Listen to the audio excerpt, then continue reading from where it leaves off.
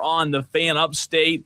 However, the UConn Huskies just a little too much, but what a valiant effort by Furman, the Paladins, in a very close, well-respected game against UConn. We'll get into that. Also, Clemson, was that a valiant effort? What are our thoughts on what the Tigers did? I guess their loss looks a little better after last. We'll get into that. He's Diesel. I'm Cole Bryson. Welcome into Wire to Wire, a big overreaction Monday coming your way. Furman goes down. Clemson goes down.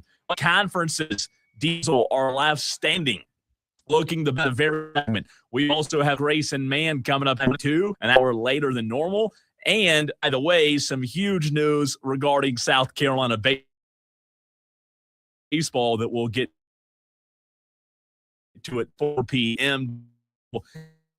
A loaded, and I mean loaded show apart at 443-263-63. You just have to be proud, though, Diesel, of the way the Furman tonight. Yeah, the final stat sheet doesn't really tell the full story. A 9-point win for UConn doesn't tell the story that Furman was within 5 points all the way down to the 5-minute mark in that game.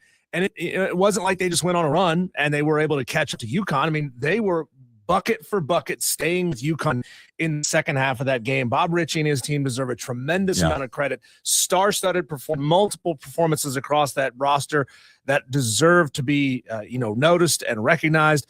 But man, when you got somebody by the name of Terrace Reed Jr. going for 31 points and 27 rebounds. I'd have to Google it to find out, what's the record for the most number of rebounds in an NCAA tournament game. That feels like that has to be up there because Terrace Reed, a guy who's going to be playing in the NBA one of these days, absolutely went off. And if he had run-of-the-mill everyday performance, which is about 14 points, 15 points, Furman wins that basketball game. I agree 100%. And what's not devastating, Diesel, but tough for the Furman fans is that UConn had a couple of guys that didn't go Friday night due to injury Friday night. You're thinking, man, here we go. Furman comes out. Guess what? UConn gets a little bit of a lead. Furman storms right back. Bam. They get it within striking distance. And you mentioned all the way throughout the game, I have seen a lot of good performances. You've seen a lot of good performances. We've seen in March Madness a lot of sexy performances. This one may not have been as sexy, but what Terrace Reed Jr. did, now he did have 31 points. You could say that's pretty sexy, right? Yeah. But the dirty work, you mentioned 11 offensive rebounds, 16 defensive rebounds. That is the difference maker. That guy, when I had it, obviously I was working the board here, Diesel, but I had it on the TV. Watching the guy as you did, we all did, it looked like it was in the NBA right now. He was a one-man second chance opportunity creator. And by the way, Cole, on a cursory look, that is the record for the most number of rebounds in an NBA tournament game right? in the modern era. So they are counting the modern era as 1973 and onwards. Why? Don't know. 1985 is when the tournament expanded to 64 teams. But the modern era record was 26 by Phil Hubbard from Michigan in 1977. You go back prior to that, 51 rebounds in a game.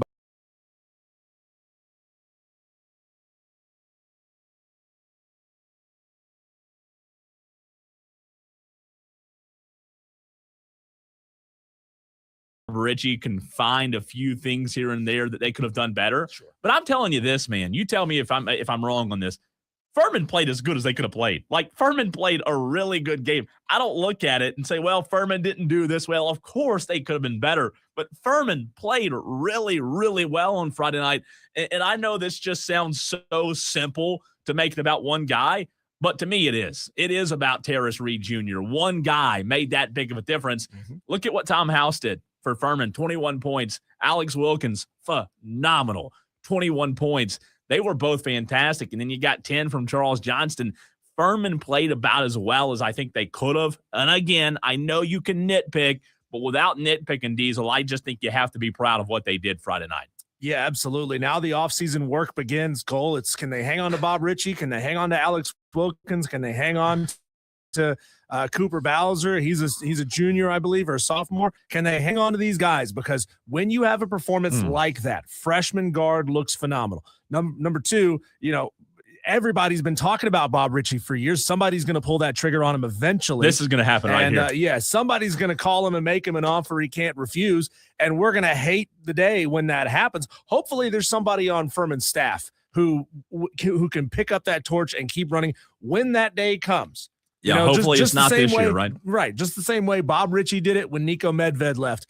Hopefully somebody on the staff can pick the torch up and keep running, because having that level of continuity, that standard, that is special. And you don't get that very many places anymore. No, you don't, man. You just don't. And look, Alex Wilkins, keeping that guy in the offseason, that's going to be tougher than beating UConn, right? Yeah. I mean, really, it is. He went off for 21 in this game. He went off for 25 or more a couple times during the SoCon tournament. So good. Cooper Bowser, I mean, there was a special, backdoor cut for Cooper Bowser, hit UConn 2 or 3 times with a backdoor lob. That was amazing to watch. I'm telling you, they played well, and I'm just so proud of them. Obviously, with us carrying Furman Athletics on the Fan Upstate, we were pulling for them to win, Diesel. I was proven wrong a little bit in the sense of I picked UConn to cover the spread, and they didn't. Furman was really good Friday night. What was the spread on that game? Do you remember? It was, if I'm not mistaken, it was 21.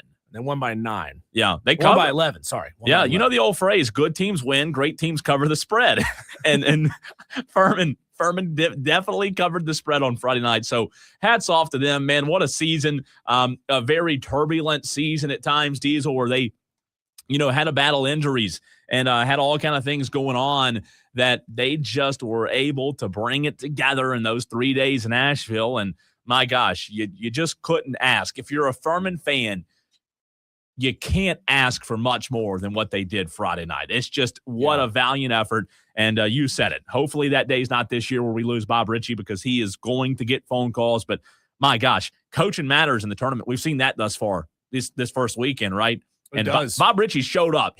I'm telling you, he gets a lot of credit. He had that team well prepared for UConn, Diesel. Well, Troy's coach is already gone. He's headed to, I think, the Georgia Tech job, or at least he was a very strong interest in that job. UNC Charlotte has just hired a new head basketball coach. Other schools are hiring head coaches. This is that time when the folks over at Furman, they got to pony up to keep Bob Ritchie. I mean, I would love to have him stick around and keep winning basketball games in that beautiful arena over there in North Greenville. It would be a lot of fun to have him around and keep this train a-rolling. It's going to be tough to do, though. So we'll just see. We'll see how it works out. Plus, Bob Ritchie's teams, when they are a little bit older, are always scary. You go back to that 2023 team when they beat Virginia in the tournament. They were an aged team. Very rarely have we ever seen Bob Ritchie start a freshman. And maybe he had this thought in the back of his head. This guy is going to be really, really good, and we may not be able to keep him around for 3 more years. By the time he's a senior, he may be playing basketball somewhere else. So we better get him out there on the court right now as a freshman and squeeze every drop out of that orange that we can. And it could be. Good to see Dan B, Brian, a few others on the stream where you can watch the show live on Twitter, Facebook, and YouTube. There is a lag. I don't know why. I don't know if we have a internet issue, but there is a little bit of a lag. So we will continue to work through that, Tolos. Hopefully our internet speeds up here. And it's Monday, man. It's Monday for you. It's Monday for me. It's Everybody's Monday. moving a little slow. Yeah, it's Monday for the StreamYard and Odyssey's internet. That weather was beautiful, man. How'd you spend yesterday? On the lake all day. Yeah. Oh, I'm telling you, I mean, right now it's windy, but you're right. The weather right now, man, it's just beautiful there Saturday and Monday, and I think this week's supposed to be nice all week. So wish we were outside in it. Diesel, on the other coin, when you look at our local teams and what happened this weekend, you and I obviously talked about this game a lot on Friday, leading up at 6:50 Friday night. But Clemson falls to Iowa 67-61. And I would be lying to you, and I guess this is just how we kind of react as sports fans, Diesel, cause and effect. I'd be lying to you if last night's win for Iowa didn't make me feel a little bit different about this game for Clemson. Not saying like it's still not a loss. A loss is a loss, right? But seeing what Iowa did last night against the Florida Gators, I was just stunned. True. Right?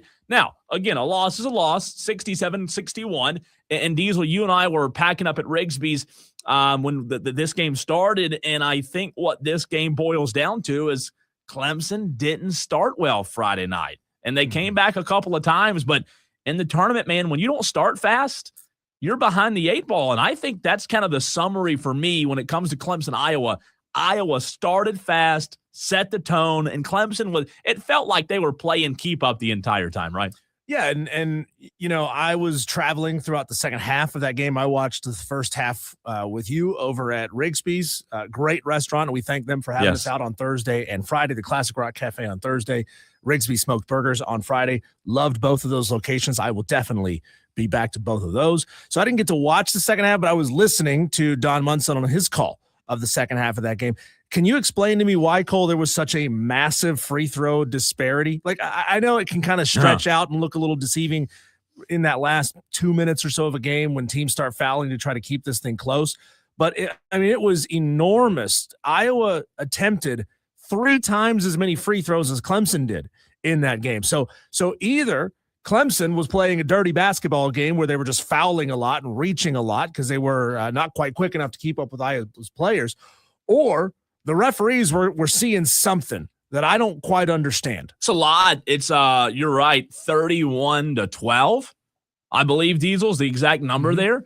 That's a huge difference. And I refereed, I refereed high school basketball for a few years, several years back, and the number one thing coaches always ask is, well, hey, why do you have 6 fouls there but 1 here? And the answer was always, well, you're fouling more than they are, right? Like that's the easy answer. And maybe that was the case Friday night, Diesel, that Clemson was just fouling. But you're right, 31-12 is a huge discrepancy, huge gap, big difference. Clemson just wasn't good enough early in that game. They did shoot the ball better down the stretch, 41% on the night. Iowa started to cool off a little bit. But you look at what Bennett Sturts did. We talked about him going into that game. He was really good. 16 points for Iowa in 40 minutes. He didn't shoot the ball great, but they also got 15 from Combs and enough from the bench. A guy's on the bench, Diesel, that I can't pronounce his name. He had 14 points. Alvaro, I'll pronounce his first name. 14 points, and then you look at Clemson's bench. Did anybody show up to that degree off of Clemson's bench? No. Yeah, well, we saw what we thought we were going to see in this game, a slow, methodical, physical, possession-by-possession kind of basketball game. We brought these stats up last week. Iowa's tempo ranked 357th in the country. Clemson's tempo ranked 333rd in the country. And they finished with a final score of 72-69. 129 and a half was the pregame over-under. Yep. And so we ended up with the lowest scoring game in the entire tournament. And it was a style matchup. You just mentioned that. Like, style plus the execution, Diesel, in the key moments, and something that I talked about Friday with, hey, who's going to make the shots deep into the shot clock, deep in the possession? I thought Iowa Friday night, and Clemson fans, we want to hear from you as well at 844-326-3663. I thought Iowa, Diesel, controlled the tempo a little bit better than Clemson did. The rhythm they had, the spacing they had on offense. Clemson, I thought at times was good, especially being physical, but I felt like Iowa dictated the flow of that game Friday night. And it never looked like Clemson got comfortable defensively. Clemson, we talked about it all season long. They lived on that defensive MO, that defensive identity. It just never seemed like they got comfortable.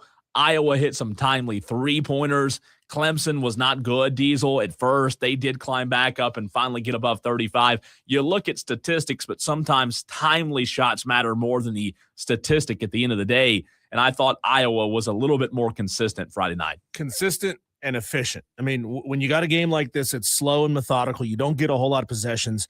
You have to be able to hit on your first shot of the possession. Clemson was not doing that.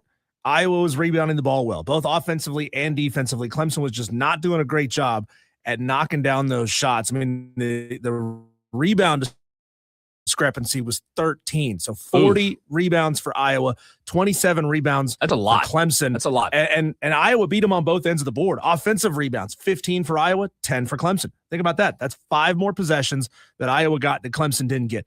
Defensively, rebounding for Iowa, 25 rebounds to Clemson's 17 rebounds. So that's 8 times Iowa's defense was able to take the ball away from Clemson on a missed shot that Clemson wasn't able to take the ball away from Iowa on a missed shot. And Clemson just didn't get anything off their bench. The bench production was not there. I mean, think about that. These guys totaled 55 minutes of game time and got a grand total of 8 points out of it.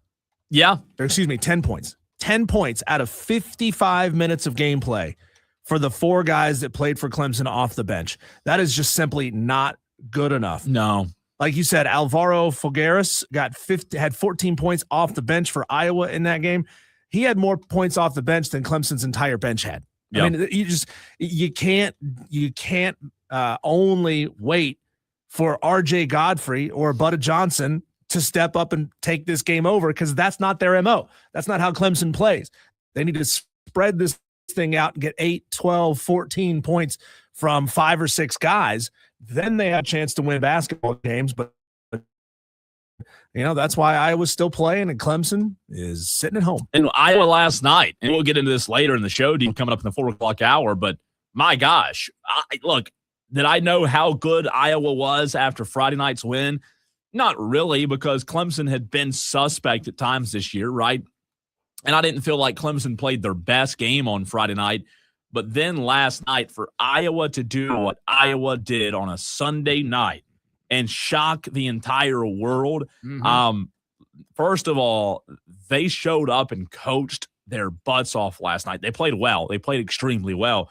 But my gosh, man, that was incredible. That was an incredible coaching job by Iowa last night for them to beat Florida. Who had that? And didn't you and I both have Florida going pretty deep? We did. And it was Fulgaris off the bench that hit the massive shot at the end to take the lead for Iowa. Just a beautiful play. And McCollum, man. A beautiful play call to get that ball out to the right-hand side, just a streaking player up the court, and then just kicks it out for a wide-open 3 for ball game. You got to hit the shot, and that's a pressure-packed moment to have to take that kind of shot. But how about that? Just a phenomenal ending to that game for the Iowa Hawkeyes. They're still playing. The Florida Gators, a favorite for a lot of people. Heading back to the house. Ooh, that's shocking. Now, I guess big picture, Diesel, with Clemson real quick before we run to a break. You had a good year. I felt like Brad Burnell did a good job in a lot of areas this year where he didn't have the horses to run and the personnel. Now, that still falls back on him and the staff for not having the best roster this year, right? But I do think he coached extremely well. I think everybody realizes, Clemson fans realize, they've got to be better. They've got to have some more explosive guards going into next year and years forward, Diesel. But I think what you do look at from a Brad Burnell standpoint is, hey, it kind of seems like this is the expectation now. Even with a team that wasn't great. Think about that. Now, they had a great stretch during the course of the season, right? They won, 9, 10 games in a row. They had a great stretch, Diesel. But I don't consider this Clemson team more talented than last year's Clemson team, and I also don't consider them a great team. So with that being said, Brad Burnell has set the standard, set the bar that, hey, even when he doesn't have a great team, the expectation is you got to be playing in the tournament. So now he has to continue to live up to those shoes every year. Well, I am waiting cold now on the news that Brad Burnell has been extended, because that's usually what happens at Clemson.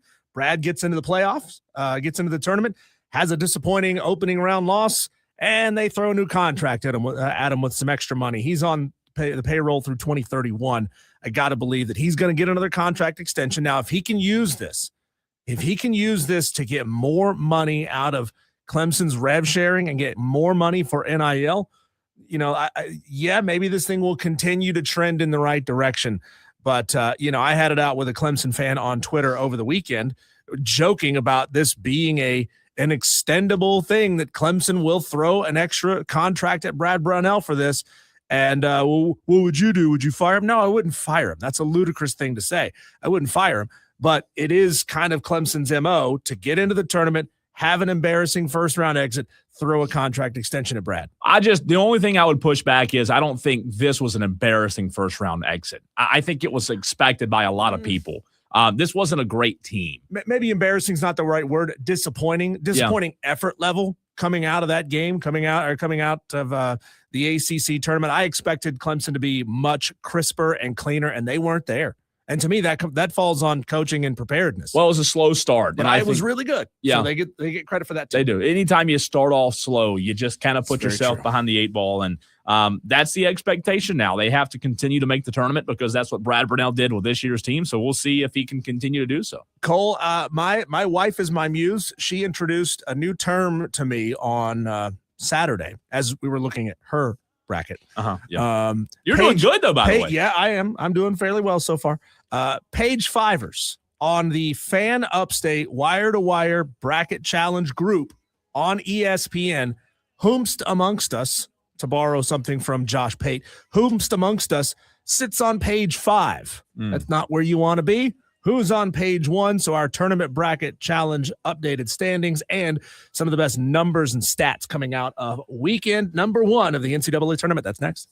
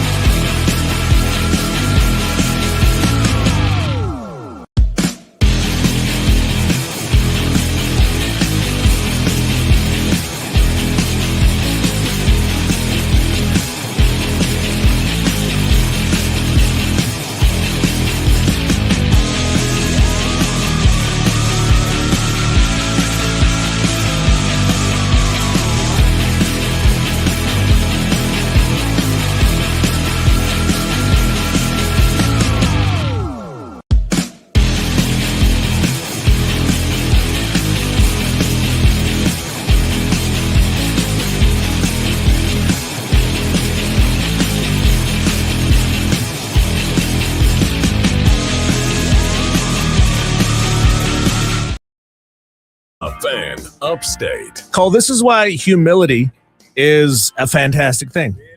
My wife, who was perfect through the first half of the first day, she was texting me going, can you believe it? Can you believe it? I'm 100%. I'm up here with Tom in Somerville. We're at 100%. We're doing great. Now sits dead last. Ooh. Dead last. Surely not. Not like In dead last. Well, there are 4 Tolos who didn't make any bracket selections. Oh, my God. So there's We Want Patrick Brown and a couple of ESPN fan blah, blah, blah, blah, blah. They didn't like fill out a bracket They at didn't all? even fill out a bracket. So they entered the challenge, but then didn't fill What out are the we bracket. doing? But of those who have points, Yeah. yes, my wife isn't dead last. I guess you say like payback for the upset picks challenge, right? From first to worst, Just Guessing has 300 points and it sits in 139th place. Page Fivers amongst us, Ryan, Mizzou T Girl, Union Dave, Frisbee Dave, P Miggs, Boomer Bill, STV Bubba, Big Show Daddy-O, Kevin's OK Bracket, Tolo Yardbird. Tolo Yardbird, you do great in the upset picks challenge in football. Right. I get it. So don't feel bad. You're going to get your chance coming up here in a couple of months. Let's see. Mart's winner, Angry Mob, Alan B from Boiling Springs, Shank Nation, Jared, and another ESPN fan with a whole bunch of numbers. Y'all are page fivers. You're not doing so hot in this challenge. Well, I would try to brag, but I'm not too far. What page are you on? 4. Yeah, 4. yeah. Page 4. I've been very, very bad. Ew. I started out bad on Thursday, and I've been bad since. So where's Cole? I think I was 60 something, 60 or 70. It's not good. Oh. Not good at all, Diesel. I I'm think telling you you. moved up to page 3. Oh, wow. That's really impressive. Hey, that's better. It's better better. than page 4 and 5, I guess. Remember we got a message from Zach Breeze on the stream last week who said he was going to absolutely crush this thing. Yeah. He's on page 4. Zach Breeze, way to go. I'm telling you, man, it is hard. It is hard. Tied for 72nd place, Cole. But if you Joy. go all the way to page 1, Yeah. that's where you're going to find me. 8th, right? I'm sitting Or did you right move up? now tied for 6th. Woo. Tied for 6th. Wow. Our leader in the clubhouse right now, Adam from the Berg. There's QB1 Frank's only bracket, Ricky B's Gaffney Boys, Puppy Monkey Baby, Mike DeBrizzi, Palmetto Buckeyes, Brian in SC4, which I believe is this Outlaw Sports Network on the stream, which is Brian Pettit, by the way. Let's see. And Clemson John, they sit ahead of me. Wow. Because they still have the ability to make more max points than I do. But I'm sitting in 6th place, That's man. unbelievable. I'm feeling now, good. Who's your overall winner, Duke, right? Duke. And then you look, there's a few Tolos tied for first. Who's their winner? Let's see. Adam from the Berg has Arizona. Ooh. QB1 Frank has Michigan. And Ricky B has Arizona. So there's an opportunity there for some separation. Oh, and you're right there in the hunt. You Yep. can still move up. I mean, that's pretty good. You're in striking distance, and you've still got a lot of basketball to play. So we'll see. You might get slip up and win this thing, Diesel. What I love about the way this thing is built, and Tolos, if you hadn't figured this out, you can go on the ESPN app or ESPN.com, look at your challenge. You get to see celebrity brackets. So you get to see where you are overall in the total number of rankings. I'm at 441,000. Wow. 260. I got up as high as about 128,000. And then I don't remember what game. It's probably the Vandy Iowa game that cost me. Or the Florida game, like everybody. But yes, that one too. Yeah. But at 441,000 points, that means I'm doing better than Kevin Nagandi, Dick Vitale, Wow. Jay Williams. Let's see, Seth Greenberg. These guys that know ball, I'm doing better than them. Dickie V and Seth, Dickie man, V. you come in for them. By the way, real quick, I apologize. I just saw this text, RJ. He did get on the Joy Law from text line and said, got to shout out Coach Hurley for the tremendous amount of respect he showed to Furman and the SoCon before and after Friday's game. In the post game, he did. He did shout out Furman a pretty good bit. It's easy to be complimentary when you've escaped with a win. Have you heard the audio? And we'll play it coming up at 6:00 in an audio blitz. Mick Cronin, when he was asked, like, "Hey, you and Dan Hurley kind of have a reputation for being a little prickly," and he starts going off on the reporter, as he is wont to do. He does that fairly often. But Cole, here's some great stats from the opening weekend of the NCAA tournament. The Sweet 16 has exactly 0 mid-majors still in this thing. It's the first time since the field expanded to 64 in 1985 that 0 mid-majors have made it to the Sweet 16. Just not a lot of upsets. There have been upsets, but not from the mid-majors, I guess. On day 2, the favorites went 16-0 for the first time since 1992. The last time that happened was 92. The last time it went 15-1 was March 15th, 2007. Wow. So, very chalky kind of opening round, not a ton of big-time upsets. But this is, one of the chalkiest NCAA tournaments we've ever seen. There were 14 blowouts of 20 or more points, the most ever in the round of 64. God. So, clearly that does paint a picture that mid-majors and underdogs are not upsetting, and the dominant programs are winning dominantly more than they ever have before. Florida became the first 1 seed eliminated after losing to Iowa yesterday. VCU came back from 19 down to upset North Carolina. High Point and Nebraska got their first ever NCAA wins, and Nebraska now has 2 of them, not 1 but 2. And the Florida thing, I predicted, what was it, Friday, Diesel, that if there were to be a 1 seed go down, it would be Michigan in the Sweet 16 to Alabama. I did not see Florida lose. I just didn't. They were a really good team. Todd Golden, and we'll talk about it later, some iffy coaching decisions, I thought, last night from Todd Golden, but I did not expect. I would have bet a lot of money, Diesel, that Florida would be one of the last 4 remaining in terms of the 1 seeds. I didn't think they'd lose this early. I believe I had Florida going all the way to the Final 4. I think I did. But certainly didn't see him going out in the round of 32. That's wild. Shout out to Joe and April Mosley on the stream. Joe on Facebook, April on YouTube. April says, "What up, Cole and Diesel? Tolos, my brackets are horrible." April, join the club. Join my club. Diesel's doing well, but I'm right there with you. Mine is horrible. Cole, here's where it gets a little sticky, though. For the ACC that we thought was resurgent this year, they got more teams into the tournament this year than they did last year. Last year was a low water mark for the ACC as a conference. It felt like, okay, things are back to normal. The ACC got 8 teams in, and that includes the full field of 68. Here's the problem. Duke's the only one left. Duke is the only ACC team left. Wow. Let's see. NC State lost to Texas in the play-in. SMU lost to Miami of Ohio in the play-in. Clemson lost to Iowa in the first round. UNC got upset by VCU in the first round. And oh boy, is there a lot of conversation about Hubert Davis and his future at North Carolina. Speculation going all over the place. Where that's concerned, North Carolina, I think, would be a little unwise to pull that trigger, considering the fact that Caleb Wilson was out. Their best player was out. If Caleb's playing in this game, they're not losing to VCU. No, but you know what, though? It's not much different than what happens in Tuscaloosa year after year. Yeah. And man, the expectations are to win in North Carolina. You know, what I think even hurts more, Diesel, is when Hubert Davis was hired, they thought they got their guy. And I think most of college basketball did. Yeah. Everyone, for the most part, felt like Hubert Davis was going to do a good job following in the footsteps of Roy Williams. But I think what hurts more than anything, and you're right about Caleb Wilson, what hurts more than anything is watching the school that's, 8 miles down the road have such success under John Shire. I think that's where they're probably, I mean, let's be honest. Clemson watches South Carolina, Alabama it happens, and they don't like seeing that success. And in a weird way, UNC fans should be thanking the Lord that Duke is having the success that they are. Because number one, that it keeps you from becoming complacent having a guy like Hubert Davis. You know, a really good coach, but somehow finds ways to lose games you shouldn't lose. Up 20, by the way. Up 20. You know, and the fact that Duke is having the success that they are might be the reason that North Carolina is willing to pull that plug, hire somebody, whoever it may be, to fill that role. It's always a gamble. You never know. But the standard is the standard at North Carolina, but also the standard is across the street.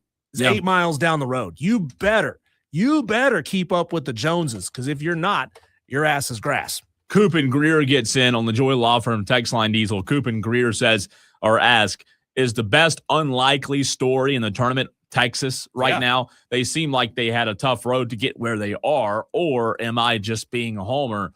1,000%. No, you're certainly not being a homer. It's okay if you are a little bit, but yeah, look at Texas, Diesel, what they've done. I didn't think they would, beat Gonzaga. They did 74-68. Now they're matched up with a very good Purdue team, an 11 versus a 2. No, there's not a lot of mid-majors left or any, but seeing an 11 versus a 2 in the Sweet 16, I know it's still a big brand in Texas, but that's some pretty big upsets. They knocked off the 3 and they knocked off the 6 in BYU. So, yeah, I think Texas is one of the cool stories right now is, do you remember, Diesel? They were playing last week on Tuesday night in the play-in game. Yeah. And here they are a week later in the Sweet 16. That's impressive. Man. I don't know how the SEC divvies up units for the NCAA tournament. I don't know if they get to keep their own or if it goes into the community pot and they just spread it out to everybody else. But Texas, man, they're raking in the cash. They get these extra games, these extra units. So Texas, I think, is definitely the story of the tournament to this point. That's not really up for debate. ACC, like I said, 8 bids, 1 team still in. Again, 2 of those were play-in teams. 1 team. Both of them lost. The SEC had 10 bids. 4 of them are still in. You remember what Tom said about the Sweet 16 in the SEC? It was going to be all SEC. I think he said like 12 of 6. Yeah, that didn't happen. Yeah, how about that, Tom? Tom, where are you? You're on page 2, by the way. He dropped. 10 bids, 4 still in. Arkansas, Texas, Alabama, Tennessee. The Big Ten, though, I think, Cole, is the conference that has been absolutely running roughshod over this league, over this tournament. Hey, is it a financial thing? Are they just getting lucky this year, or is it a financial thing because they're all willing to finally start spending that money in football? And look at them. They got national championships coming back to that conference, but Michigan State still in, Iowa, Nebraska, Illinois, Purdue, and Michigan all still in this thing. Big 12 still has 3 in, Houston, Iowa State, and Arizona. The Big East has 2 of their 3 bids still in, UConn and St. John's. So while they didn't get the most number of teams in, the Big East is efficient, as we would say. They are offensively efficient in this tournament. Well, I definitely think money's a part of it. And you mentioned the football success that the Big Ten's had, Diesel, and now you're seeing it in basketball. I think there's just more money in more places. And you know what I think it does? I think it's great. I think it helps Big Ten schools. I think it hurts the ACC. I think it hurts Clemson. I think it hurts a lot of these schools that just don't have the funds to go match Ohio State step for step. Even Iowa, who's in the Sweet 16. And hey, newsflash, it's not just a basketball or a football thing. Clemson's been whooped by Georgia Tech and Notre Dame on the baseball diamond. So it is a money conversation. You might say, well, Cole, you're making too much of it about money. No, it's all about money. Yes, coaching still matters, Diesel, but no, Clemson is at a disadvantage, it seems, when it comes to having the money that these other conferences do. Here's a fascinating thing, Cole. I found this over the weekend, and we'll bring this back up in the Daily Wires at 4:45.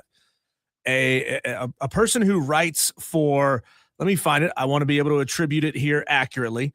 A writer who writes for an FCS organization called Hero Sports obtained and released a screen grab of a Division I membership committee meeting outline in which they plan to discuss a new separate division of football and maybe all sports, we'll see, that would be granted their own autonomy, but their division would be based on revenue, expenses, the number of sponsored sports, and enrollment size. So think about this. If this also brings in basketball, as of right now, it's only supposed to be football, but if this brings in basketball as well, when you look strictly at enrollment size, guess what?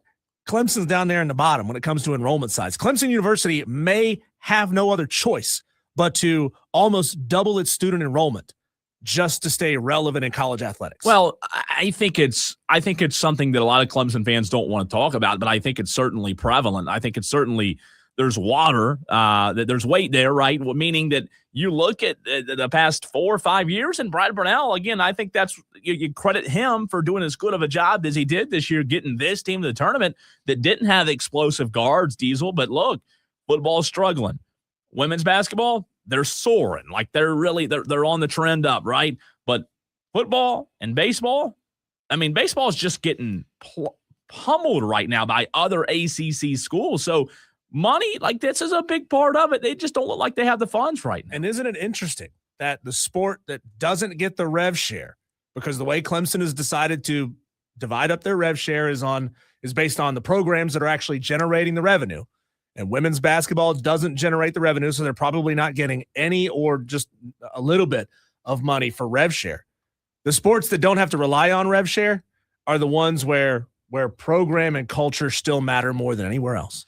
And that's where Clemson is finding success right now. And think about it like this from a Clemson standpoint, big picture, the two sports that just got eliminated, women's and men's basketball, what other programs doing better than them right now? I mean, I know gymnastics just won a national championship or whatever. I mean, congratulations, right? But you got to look at it big picture wise. Brad Burnell and Sean Poppy, Diesel, they're holding the banner, if you will. They're carrying the banner, just like Dawn Staley's doing for South Carolina. Mm-hmm. Dabo's certainly not. Eric Backett certainly not. It is Brad Burnell and Sean Poppy right now, and that's even when Brad Burnell didn't have one of his best teams. So it's interesting times, and I think if you're a Clemson fan, you probably are a little bit concerned. And that means you get to walk into Graham Neff's office and be like, hey, man, throw us some more money, would you? We're the ones actually out here getting to postseason play. Yeah, we're the ones out here looking good. Throw us the money, and then you could certainly extrapolate, not saying that this is actually brewing in those head coaches' offices, but the frustration of saying, hey, we're the ones winning. You're not giving us any financial support.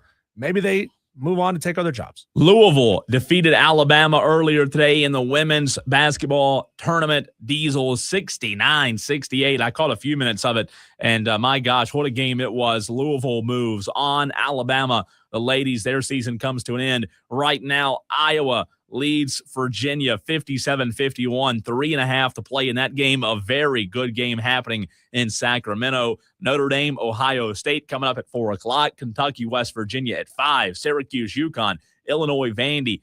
8 o'clock tonight, Diesel. USC versus USC, South Carolina, Southern Cal, baby. Should have been USC, Clemson. It should have been. What's USC, right? What's USC? Yeah. USC, Southern Cal, and South Carolina tonight, 8 p.m. on ESPN. That one should be fun.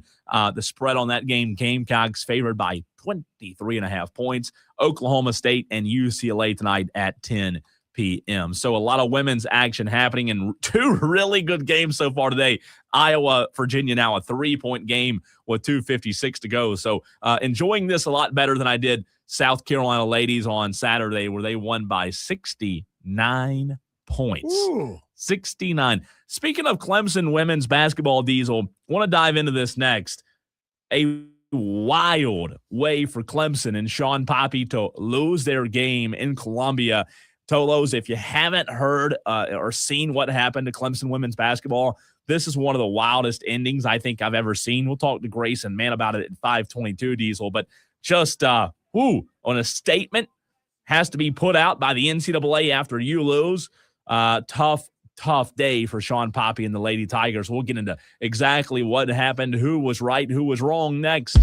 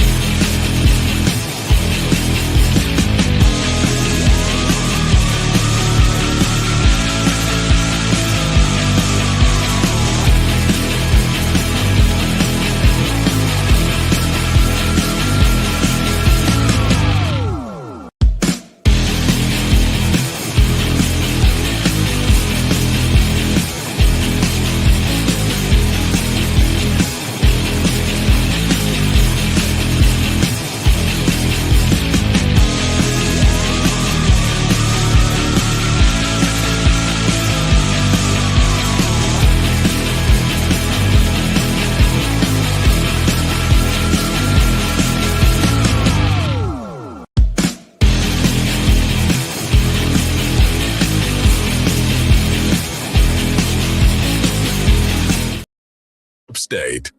Well, it was a weird ending for Clemson, Sean Poppy's squad, Diesel, after a fantastic game against Southern Cal on Saturday. But an ending where the NCAA and the conference has to issue a statement regarding what happened.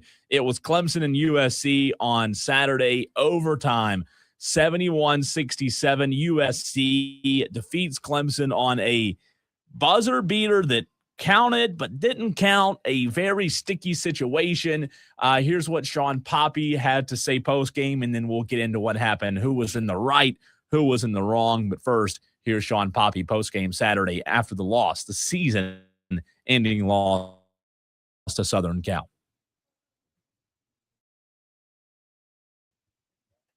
Maybe. Sean Poppy, there? Let's try again. It's thinking about it. Maybe not. We got an unbelievable group of room.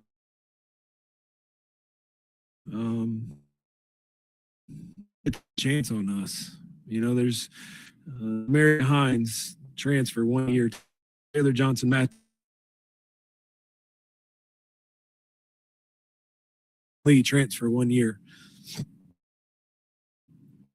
You obviously have the returners, Raven, and a handful of others. NCAA tournament, what we are as a program. They believe in us before anything ever happened. They trusted in me, my staff, and we hit a home run with the type of kids we got. I mean, a home run. They are just unbelievable kids. I've slept very well in the sense of not having to worry about them getting in trouble or what are they doing since they got on campus. In fact, the only sleep I lose is day-to-day, where you come up one possession short because you challenge. Every up and down of the season has gone on, and there's never an excuse. It's what do I have to be better at? What can I do better? How can I love on my team better? And when you have a team, that's just fun to coach. Diesel, did you see the way this game ended in regulation? The shot was off the fingertip. Close call Saturday. Yeah, Clemson had a chance to win it in regulation. Time was running short. Inbounds pass, ball up, shot was made right as the buzzer went off. They counted it, went back, looked at it, waved it off, said the ball was still in the shooter's hands. Was it Mia Moore? Is that right? Yes. Still in her fingertips when the red light came on the backboard. Now, the problem with that was they didn't start the clock at the right time. So they're not really sure if she completed the shot, got it out of her hands in the 4.4 seconds that were left on the clock. And, you know, it's funny, Cole. Nowadays, they can go back and they can adjust time and look at it. But it's still subject to somebody at the scorer's table pressing a button to start the timer. So, there is no guarantee ever that person starts the timer at the exact moment that somebody touches the ball on an inbounds pass. So you never quite know exactly, right? It's not like there's a sensor in the ball that knows when somebody catches the ball. So it's just a weird situation that they go back and time it by hand on a stopwatch and just made it all real strange. What I didn't understand was, Diesel, in the statement, the foul call virtually at the same time as the buzzer, and then the foul was observed afterwards. Again, we'll get more from Grayson, man, at 5:22. And then a referee going back and reviewing, Diesel, the very moment that this occurred. It was just a very iffy situation. You hate that it had to come to that because we've talked about it with Major League Baseball. Robo-umps seem to be the fix. And in basketball, every now and then you have an instance like that where sometimes a mistake could be made. Cole, there was a movie a couple of years ago with Ryan Reynolds and Jason Bateman where they both got drunk and peed into a fountain and then they switched bodies. It kind of feels like what happened this weekend between Clemson and South Carolina. A huge thing happened in Columbia on Saturday, and Clemson got swept by Notre Dame, the state of baseball in the state of South Carolina. Next.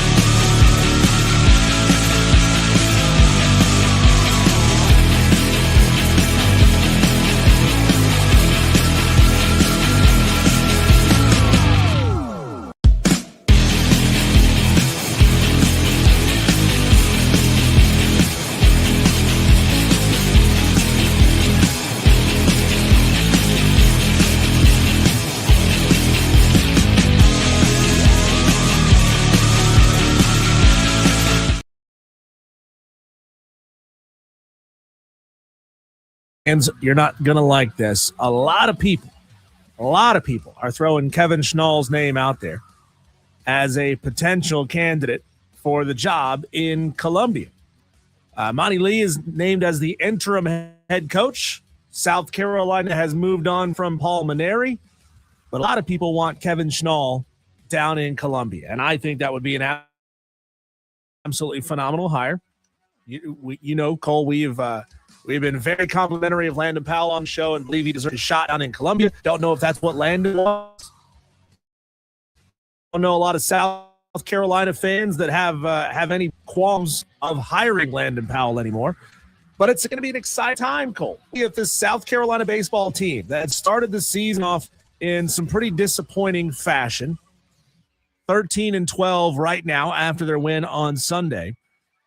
We'll see what happens. We'll see how they can finish this thing out. I don't know if that means Monty Lee is going to get a shot to be the head coach in Columbia at the end of the season. He would have to do an absolutely phenomenal job down the stretch. That's going to be hard to do in the SEC when you just don't have the talent that some of these other programs have, the Georgias, the Texases, the Mississippi States and Ole Misses of the world. But we'll just have to wait and see. But ding dong, Mainieri's gone. South Carolina baseball is free from a legendary coach that maybe was just a little out of his depth in the modern age of college baseball. Yeah, I think, if you would have told South Carolina baseball fans, Diesel, a month ago that, hey, at the end of March, your team will be the biggest national story in college baseball, they'd be excited. However, for the wrong reasons, Saturday morning, the news broke after you allow 22 runs in the SEC opener at home. There was a picture from Jack Veltri, and I posted it on our social medias as well, Diesel, at the Fan Upstate. There were over 100 comments from Howard Tolos on that Facebook post over the weekend. You just had the sense Friday night when you went to bed that, oh boy. And you remember last Monday, a week ago, I sat here and told you I thought South Carolina should fire Paul Mainieri after last weekend's series. Well, then you fast forward just a few days and they give up 22 runs at home. That's embarrassing. It's embarrassing. It's unacceptable. Like, that just can't happen. And then that photo with Paul Mainieri in the dugout, it's wild. But I will say, we've been critical of Jeremiah Donati. I've been very critical of him publicly on this show and on Twitter. Good on Jeremiah Donati for doing that mid-season, mid-series, after a Friday night. Monty Lee went to bed Friday night thinking it was just going to be a normal Saturday until he was called into the office of Paul Mainieri Saturday morning, Diesel. And this is huge. This is exactly what Gamecock fans wanted after what was a bad year last year and you said it, horrific start this year's season. It's shocking, but man, maybe that's just it. Maybe the game passed Mainieri by, and once again, Ray Tanner looks like a fool. There was a quote I saw earlier today. I think it was Venus Williams. I'm not sure. It might have been Serena Williams. One of the Williams sisters said that failure, that losing isn't who you are. It's a data point. Well, this level of losing that South Carolina had under Paul Mainieri, that's not a data point. That is now a call to arms to say that is what we are never going to let our program sink to again in the future. We are never going to let this era happen in Columbia, South Carolina again. Here's some great audio, Cole. It's a little bit long. It's about 2 minutes long, so we may cut this halfway through. We'll just see. This is audio from Monty Lee on the emotions he felt after being named the interim baseball coach at South Carolina. I mean, that's a great question. My first college baseball game was at Sarge Fry Field. My first football game that I ever attended was at Williams-Brice in 1984. When I was a kid, we were season ticket holders. My dad grew up, going to the football games. I grew up, coming to the baseball games at Sarge Fry. It was a dream come true when Ray Tanner gave me the opportunity to be a part of staff in the fall of 2002. I was a school teacher who was a volunteer coach at a junior college when he gave me an opportunity in Spartanburg to be a part of his staff. So it's a dream come true, to be honest with you, to be able to be a part of this staff, to coach here at the University of South Carolina. I've had some wonderful times here, been through some really tough times as well, but I'm grateful for all of it. I'm grateful for the good and all tough times too, and I'm grateful to be here today. So it means a lot to me. I've coached in the state of South Carolina my whole life. Nobody, I think, loves baseball in this state more than I do. So to be, given this opportunity, I'm grateful for it. It was a really tough day considering, how it started. I feel so bad for Coach Beneri and how it ended. A man that's a Hall of Famer, won more games and was the most active winning coach in college baseball. It was a tough day, but also one that I'm very grateful again to be a part of this program and to be leading this team and just got to make the most of it. Right now for these kids. Got to put these kids first and not worry about anything else. Got to put the team first, the players first, move forward and get ready for tomorrow. So it's going to be that's good audio, by the way. Great audio. Yeah. You can tell that he's got a tremendous amount of love for the state, for the school. He's got a lot of opportunity that he's been given. Obviously, he had a lot of reverence and respect when he was coaching there. But there's something extra special about South Carolina to him, and that is the kind of coach that I think all South Carolina Gamecock fans, even if you're like Tom and you're incredibly disappointed with the way this season has gone and with the way Paul Maneri's tenure went, guys like that who have that amount of love and knowledge and just it's ingrained in who they are. That's the kind of person that these fans will rally around, even if the team isn't playing particularly well down the stretch. We'll see what they become, right? We won't know at this point, but that's the kind of guy that will bring attendance back to the stadium, which by the way, it's laughable that South Carolina lists just under 7,000 for Friday's game against Arkansas. Yeah. We all saw photos of the stadium. There were not 7,000 people in that stadium, but that'll help bring those people back because you got somebody who loves this school at the helm. Well, here's where I am on that. I'm with you, but he's got to win. And yeah, he loves the state and he's been around forever, but I just don't know that that's enough. And Diesel, I think I love Monty Lee. I think Monty Lee is now in an incredibly difficult situation, taking over the team where he is. Now, he still has Division I baseball players. He's still a good coach. But at the end of the day, if he doesn't win this year, and again, I know it's a tough task, but if he doesn't win, I think he's gone. I know that he loves the state. I know that to his point in that audio, he's only been here. He was at he was at Spartanburg Methodist College. And by the way, they set the record for the most amount of wins, and they made the regional that year. He was at SMC in Spartanburg, and then he went to South Carolina, and then he left to go to Charleston. And the next year, the very year he left Diesel, that's when South Carolina won 2 championships. So he's right. He's been here, but he's got to win. And I just don't know that a lot of Gamecock fans want him as the long-term guy. No. I just don't know that. I don't know. I think it's incredibly tough for him to come in with somebody else's roster and be asked to win, right? Oh, it's an almost impossible task. But, if he can – he's resume building at this point. I think the back half of this season is resume building for Monty Lee going forward. Is he going to be able to put something down, whether it's wins and losses on the page, whether it's effort that you can visibly see when it comes time to show film and go into an interview session, wherever that may be going forward? Wouldn't it be fascinating if Kevin Schnall came to Columbia and Monty Lee took the job at Coastal? Yeah. That'd be wild. But again, I think he's a rallying cry, even if it's just temporary. It's something that you can be excited about for a little while, hope for the best, but it's up to him to now, prove in the toughest of circumstances that he's a great coach. Now, Saturday and Sunday look different. Let's just put it out there. Saturday and Sunday looked a lot different. They lost Saturday. Now, they won Sunday. They got a huge win Sunday. Spanked them on Sunday. And that is a big win over a very good Arkansas team, Diesel. Look, I know it's 2 games, but I'm telling you, Saturday, some of the emotion that was portrayed by the players, you hadn't seen that in a very long time. You hadn't. You didn't see that under Paul Maneri. I don't know what conversations were had with Monty Lee and the team before Saturday's game. I'm sure there were some pretty big ones. But they almost won. They played good Saturday. They did. And then 2 in extra innings. Right. And they played really well on Sunday, got the win Sunday. So it looked different. Now, that's a very small sample size. But let me say this, Diesel. On the Paul Mainieri side, Paul Mainieri, to Monty Lee's point, has forgotten more baseball than most of us will ever know. Things did not work well. And I'll tell you this.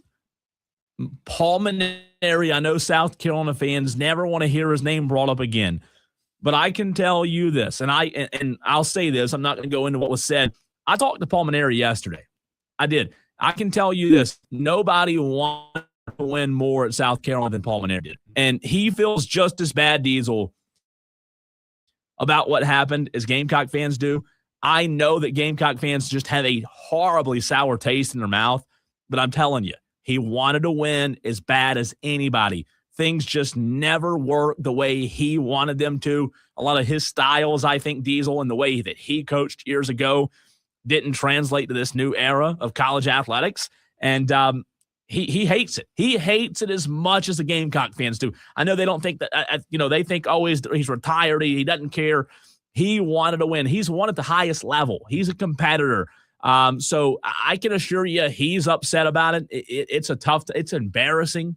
Diesel, is an embarrassing time for him because he did win at the highest level. And then now all of a sudden, was one of the most embarrassing programs in college baseball. So you talk about a pendulum swing, but South Carolina, the bottom line is they did the right thing by ripping the Band-Aid off. And you don't see that happen a lot in college baseball, but it was the right move. Yeah. And it showed also that the donors were willing to spend the money. The university was willing to spend the money. They still care enough that the apathy is not completely set in.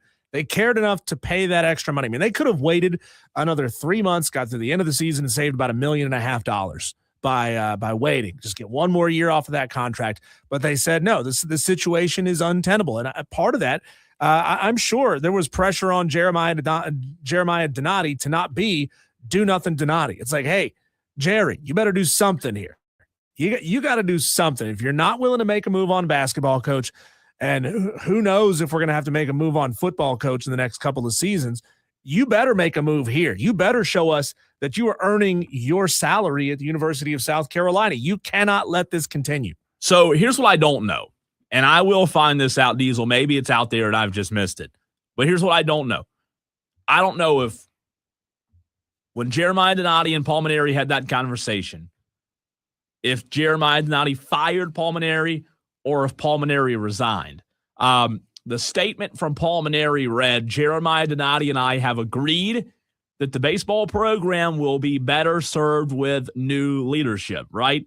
The interesting thing about why I just brought that up, if South Carolina Diesel were to have fired Paul Mainieri, the buyout, what was it, $4.5 million? Yeah. They would then owe him $4.5 million. If Paul Mainieri resigned, he would owe them $4.5 million. So I don't know legally what happened in that room. I've asked. I hadn't been told. I don't know that it's really out there. It may be, and maybe I've missed it.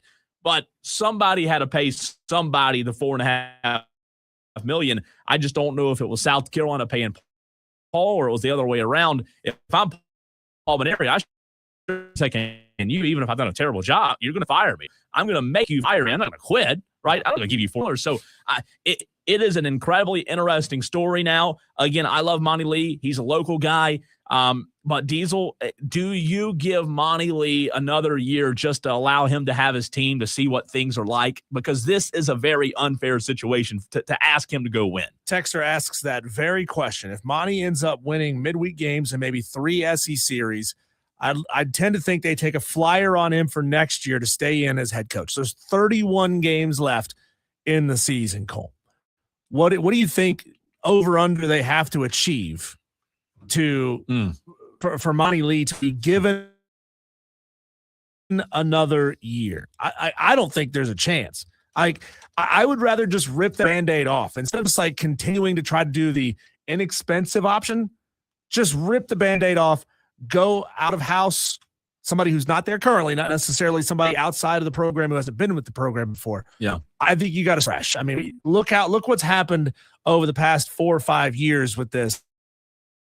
Well, we'll take you from the hitting coach to this coach, to that coach, to that coach. No, just stop doing that. Let's stop it and let's just move on. Well, to answer the question of how many they have to win, 31 games.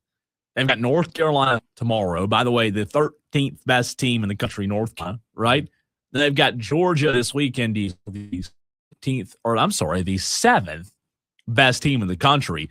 So think about this. They've already played 23 Florida, 4 Arkansas, 13 North Carolina tomorrow, 7 Georgia this weekend. Here's what I will tell you to answer your question. If they can somehow get out of this weekend without being swept 0-4, I'm not seeing things get easier, but they have Texas, Mizzou, Mississippi State, some more winnable series. Kentucky at the end of April. LSU's obviously still going to be Bama. Well, LSU down this year. So they're down years ago. Right. I'm just saying the front of theirs is loaded. If I'm reading this correctly, after they get through this Georgia series, they will not have another ranked opponent the rest of the season currently. Unless that's right. Ranked, That's unless right. they get ranked. And they could, they very well could. Bama or but if they can get out of it, this 4 game, that's a big win. I don't care. That is a big win.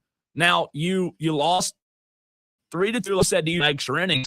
I tell you what, tomorrow night, if you beat North Carolina and Charlotte, whoo. But that's a gritty performance from that pitching staff, right? He Yeah. gave up 22 runs the night before. Not same pitchers, clearly, but those hitters were feeling it. They were seeing something on Friday that they were not able to find on Saturday. So you got to give that pitching staff a lot of credit too. I'll say this.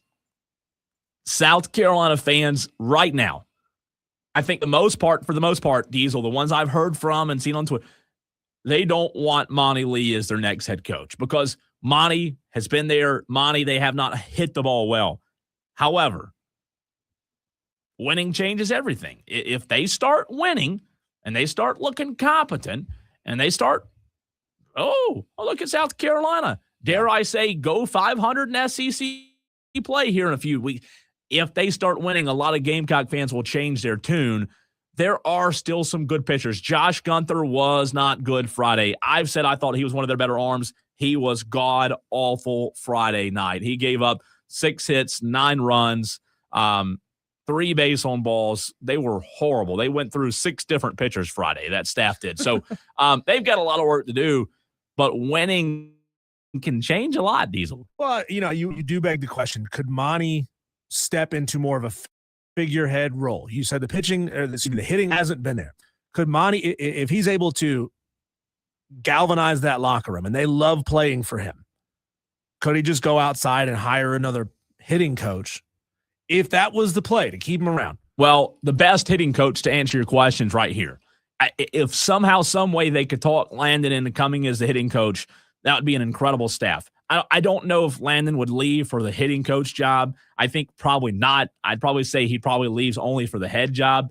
But if Monty or Kevin Schnall were the head coach and you had Landon Powell as your hitting coach, that'd be a scary coaching staff. I don't know if that happens. I don't think it does.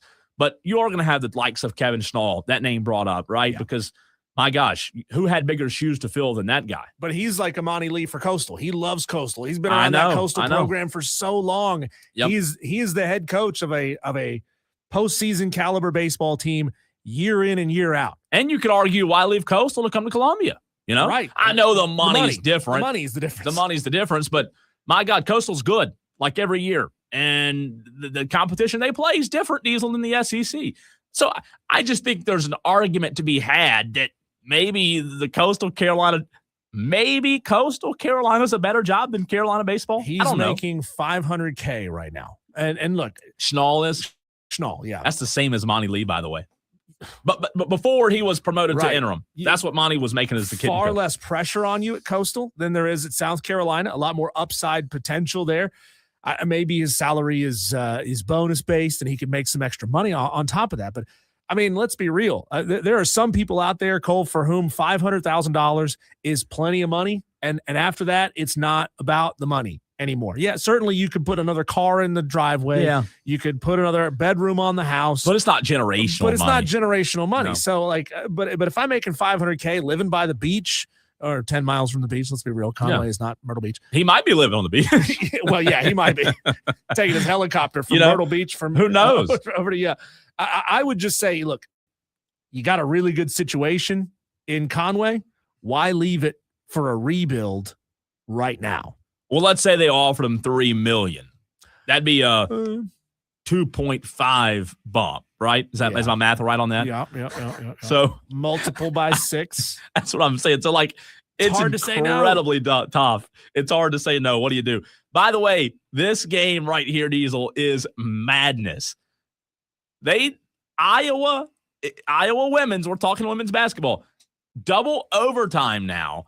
And one of these tournament games, the only tournament game happening right now, this is an incredible basketball game that's happening. There's a loaded slate today, Diesel. I'm checking the score because they just went to commercial break on the TV. 65-65, Virginia, Iowa headed to double overtime. So some big-time postseason play on the women's side, headed to double OT between Iowa and Virginia. Let's see. Texter says 0 chance Paul pays the $4.5 million. He had to have been fired, is my best guess, and I would probably agree with that. I just like I told you, Diesel, I can't imagine he'd be willing to pony up and pay 4.5. Grayson Mann will join us 1 hour from now, Diesel, not 4:22 like normal. He's at Clemson's football practice, and Grayson Mann has just tweeted out some breaking news 12 seconds ago. Clemson defensive line transfer Courtney Kelly has torn his ACL per Clemson Athletics. He had surgery last Thursday, Diesel, and if you remember, this was a big get for Dabo in the portal. And Courtney Kelly for Clemson comes in, and again, Grayson can give us better insight. But he is a Georgia kid, and they just got this guy not long ago. So a big blow there. I don't know if that's a big blow for Clemson. Again, Courtney Kelly, that's Kourtney, has torn his ACL. According to Grayson Mann. Yeah. Tough stuff. Not a lot of these. You don't like seeing these ACLs in preseason and the spring, Diesel, and summer. By the way, Clemson spring game Saturday, I believe, this Saturday. So we'll get a full report from Grayson Mann 1 hour from now. Let's get into what happened Saturday and Sunday in the tournament. The biggest surprises to us, Diesel, and what we thought would happen that did happen. We'll dive into it next.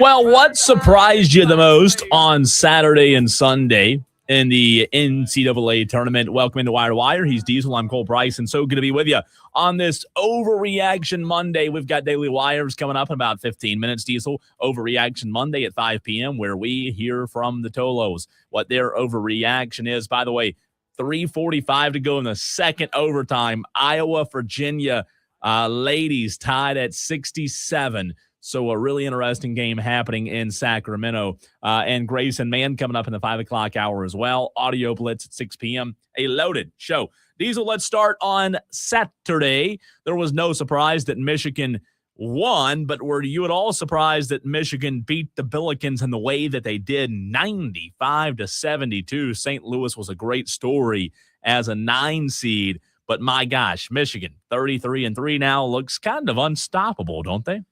Yeah, St. Louis, after they just beat the living tar out of Georgia in the first round, they got the same thing done to them in the second round. You know, a little dose of their own medicine. That was a wild game. Michigan, 48 first half points, 47 second half points. Talk about elite in both halves, playing pretty good defense as well. Not like insanely great defense, but pretty good defense, holding the St. Louis team down that had just put up 100 points like 2 days prior. Well, when you have that much firepower, I guess it doesn't matter what you do defensively, right? Because, my gosh, you look at the starting five for Michigan.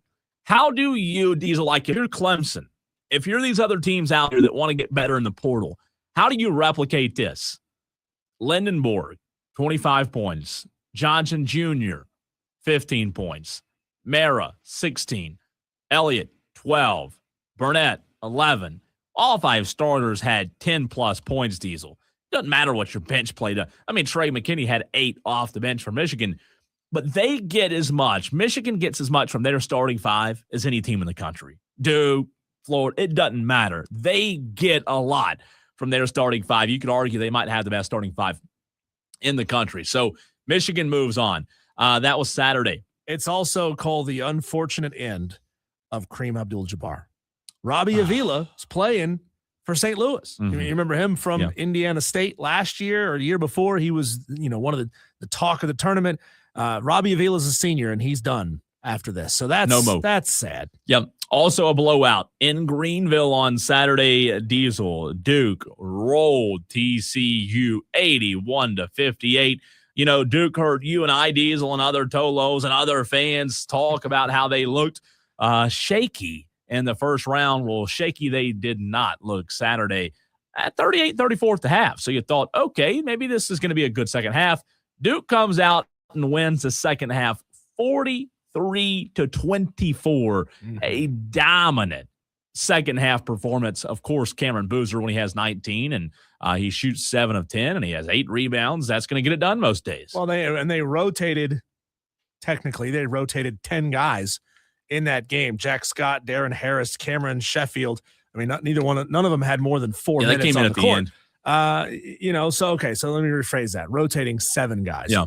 But still, I mean, they're doing this on a very, very short rotation, but still getting some quality production out of their bench play. Patrick Ngongwa came in and put up 4 rebounds, 4 assists, and played fairly well in his limited time on the court. But again, going back to what I said with Michigan, when you have Malik Brown for 12 and Cam Boozer for 19 and Sarr for 14 and Isaiah Evans for 17, like, God, what do you do? Just too much firepower. They got woke up. Yep, they did, and they looked good in that win over TCU.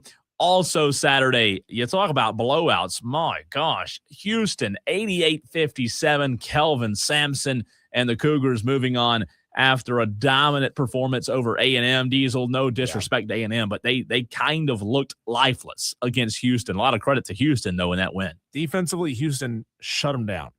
Did not give them 30 points and a half in either halves of this game. And that's, it's got a little extra to it being there in the state of Texas. A&M and Texas, they gobble up so much of the noise and so much of the conversation in the state. So when you're Houston and you get one over on the big state school, it's extra nice. Finally, a good game Saturday. Michigan State, Louisville. Pat Kelsey Diesel, their season comes to an end 77-69. The Spartans, Tom Izzo, no surprise that they're in the Sweet 16, right? A coach that's been there several times. So Michigan State gets a big win. Coop and Greer brought this up earlier in the show. What about Mark Few, Gonzaga falling to Texas, Diesel? This is a Texas team that, mind you, a week ago wasn't a play-in. They were in a play-in. Yeah. 74-68 win over Gonzaga. I just think, like, to Coop and Greer's point, this is still one of those examples of what March can be. It's all about getting hot at the right time. And look, Texas's road's about to get even tougher, but Texas is just a great example of, hey, even if you limp into the tournament, you turn things on, you can win 2 games. That's exactly what they did this weekend. Texas has got to beat Purdue, and then they'll face the winner of Arizona, Arkansas. Yeah, good luck with that. Well, but hey, you know, it was good luck with BYU. That's then right. It was good luck with Gonzaga. Yeah. So I mean, we'll see. What's to say they couldn't get it done? Maybe so. Jordan Pope's a really good player. They've got a lot of really good players, and you know they don't have a huge rotation either. But I was impressed with Texas, but I was even more disappointed with Gonzaga. Just not a lot of offense on Saturday. They really never got the offense going, only 33 and 35 Diesel in those 2 halves. Back to a blowout. Illinois took care of VCU. I mean, what's that say about North Carolina now, right? 76-55. Did you see that the VCU band director wore a UNC jersey, No. a Michael Jordan number 23 jersey to troll the Tar Heels? Too soon. Yeah. But I love it. I love it. He trolled, and then they got rolled over. Yeah, Fighting Illini look good, though, man. They look really good, and they offensively, defensively, total package on Saturday against VCU, so they move on. 2 more on Saturday, Nebraska, Diesel. This was a big one. This was a great game. Nebraska defeated Vandy 74-72, and Vanderbilt was a team that a lot of people had making a deep run, but Nebraska, I mean, welcome to 2026, man. The Cornhuskers on top of the college basketball world, I guess, beating Vandy, big bad SEC school. What a win for Nebraska, the 4 seed. Congratulations to Dan B. Feeling good about your program. How about? And they didn't do it, you know, with like monster performances. Tyler Tanner for Vanderbilt had a huge day. Yeah. Sophomore guard for Vandy. He had a huge day with 27 points. But Nebraska sort of played that unselfish brand of basketball, spread it around. Everybody scored. Everybody contributed. You know, as many times as we say things like, well, Clemson needs a hero to go play hero ball. Then you got teams that don't have heroes that are out there beating teams that do. Nebraska shot 56% Saturday. And that was a lot. You know, when you shoot 56%, you shoot over 50%, you're going to win a lot of games. Vanderbilt didn't shoot the ball bad, but you've got guys from Nebraska, Braden Frager, Diesel, 15 points off the bench. That'll get it done, right? So they're starting 5. They were solid, but when Braden Frager comes off the bench and shoots 6 of 11 and 15, that's going to help a lot. So a big win for Nebraska. Efficient is the word for that. Efficient. And then the last game Saturday before we switch over to Sunday, High Point gave John Calipari everything he wanted, Diesel. Arkansas had to score 94 points to take care of High Point, 94-88. What a season for High Point. I hate that it came to an end, but Arkansas is a really good basketball team. Yeah, phenomenal showing for High Point. And, you know, people started, you know, bringing this up. The High Point, man, they're a small school playing out of North Carolina, but you go look at their facilities. You go look at their budget. They're like, that's kind of like a little miniature Duke in there. It's a private school, small campus, beautiful facilities, a whole lot of money. And High Point flew out a whole plane full of students to go to that game.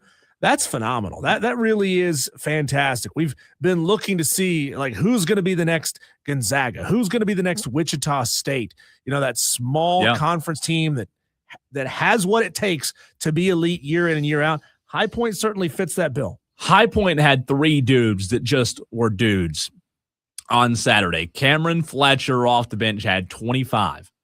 Terry Anderson had 15. And Rob Martin had 30. Look, the problem is, Diesel, the problem with High Point Saturday, they had to go against the guy in Darius Acuff who had 36. Now, Darius Acuff wasn't the only one. Billy Richmond III, 15 points. Malik Thomas, 19. So when you have a guy in Darius Acuff that can be as productive as he is, plus he gets big help from the supporting cast, they're a tough team. Arkansas is a tough team. On Sunday, let's start with the big one. Iowa, last night, Diesel, 73-72 over Florida. Quite possibly the biggest storyline upset of the entire tournament. 1 seed Florida Gators go down to a 9 seed Iowa. And you and I both had Florida making a pretty deep run. This was shocking to see last night. It was. Iowa played, such good team basketball. They had a phenomenal play call ready to go. It looked like they'd practiced it a million times. They knew exactly where that ball was going to go. And Fulgaris just had to hit it. And he did. I'm telling you, man. Florida couldn't answer. And they had like 2.5 seconds to go after that shot cleared the net. And they just didn't have an answer. They didn't have the right play, and I think they threw it away. Ben McCollum just deserves so much credit. That guy beating a team of this caliber, Diesel, in Florida. I mean, in the tournament, the stage doesn't get much bigger. That was a huge win. Shane Barrett's dead on. He says, Todd Golden, what were you doing? Yeah. Like, they didn't have anything ready to go. They looked chaotic. I mean, maybe they didn't have any timeouts left after that shot was made, and they couldn't call timeout to set a play and do it. But I mean, you still practice these things all the time. You practice no timeout, end of game scenarios. You should have known what you were going to do, and Florida looked like they didn't have a clue. Arizona took down Utah State yesterday, 78-66. Purdue defeated Miami 79-69, a 10-point win for the Boilermakers, Diesel. Iowa State took down Kentucky, another SEC school. Falls 82-63, not really close. Speaking of not close, UConn edged UCLA 73-57. UCLA was good in the first half, only 24 points in the second half. Tennessee, how about Tennessee right back in the Sweet 16 once again? Rick Barnes has Tennessee rolling, Diesel, after a 79-72 win over a very good Virginia team that played in the ACC championship just a week ago. My dad went to high school with Rick Barnes. God, that's crazy. Yeah, grew up in the same town, same class. I think That there might is have been like 1 or 2 wild. years separated between them, but went to high school together. Well, they're rolling, as you would imagine. Sweet 16 again. I think 3-4 in a row now for Tennessee. It's like unbelievable. St. John's, I've got some good Rick Pitino audio to throw into the audio blitz coming up in the 6 o'clock hour, Diesel. St. John's, what a game. You and I talked about this a week ago when the brackets came out, that if we got St. John's, Kansas, it was going to be marquee. And in marquee it was, 67-65. St. John's, the Red Storm advanced over Kansas. And my gosh, what a basketball game. But you know what? Not to say that Kansas doesn't have a good coach, because they do. I love Bill Self. But Rick Pitino, that guy's just a difference maker. They showed up, and that play at the end, the kid hadn't scored a point all game. And they draw that play up for a guy who comes in off the bench, scores the game winner, and he didn't have a point. He hadn't made a basket. Yeah. You talk about a level of trust in a player that Rick Pitino had. That was phenomenal. I love Rick Pitino. And St. John's was chucking up shots in that game. Yeah. They outshot Florida by 15 attempts. 15 That's attempts. crazy. And they were lights out from 3, 11 3-pointers for the game. That's the difference maker. And then, Kansas, when you turn the ball over 16 times, you have a hard time winning games. Yeah. So what a win for St. John's in the last one yesterday, Diesel. Alabama. I did not expect the score to be this big of a difference. I did tell you Friday I expected Bama to beat Texas Tech. It was my sleeper to get to the Elite Eight. In Alabama, oh my, 90-65 over Texas Tech. Now, it's a Texas Tech team without JT Toppin, and that matters, right? But that was never close. That game was 49-25 at the halftime break. Alabama, they are rolling right now. Looks like a scary team. It just shows that Texas Tech could out-talent Akron, even without Toppin in the game. No doubt. Mosley going down, that hurt him, obviously, as well. He was out for the tournament. But you can't do that. Once you get into the round of 32 and you got to play against the big boys in Alabama, they have just as much talent as you, but they got more guys considering you're thin. Now, can they beat Michigan? That's a tough task. I wouldn't be shocked if we saw another one of those lopsided scores where Michigan beats them like 90-75. They're favored by 12.5. Michigan is, but I'm just telling you, this Alabama's team is good. Like I said Friday, you just never know with Nate Oates. Never know with Nate Oates. They're a really good basketball team. And tomorrow on the show, obviously, we'll take our first look at the games that happened, Sweet 16 on Thursday. But that's what happened on Saturday and Sunday. When we come back, Cole, let's take our whip around the sports world, see what else is happening. Little heads up, Braves fans, you might want to clog your ears for this. We'll talk about all things sports in our Daily Wires next.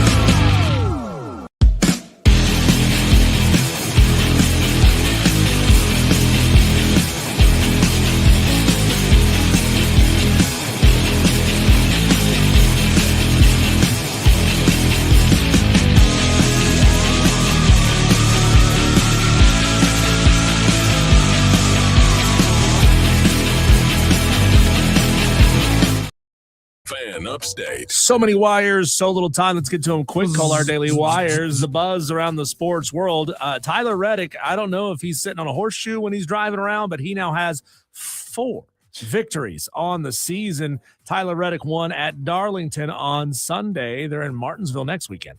We get it, NASCAR. Michael Jordan won the lawsuit. We've seen enough. We can have somebody else win now. This is getting a little ridiculous.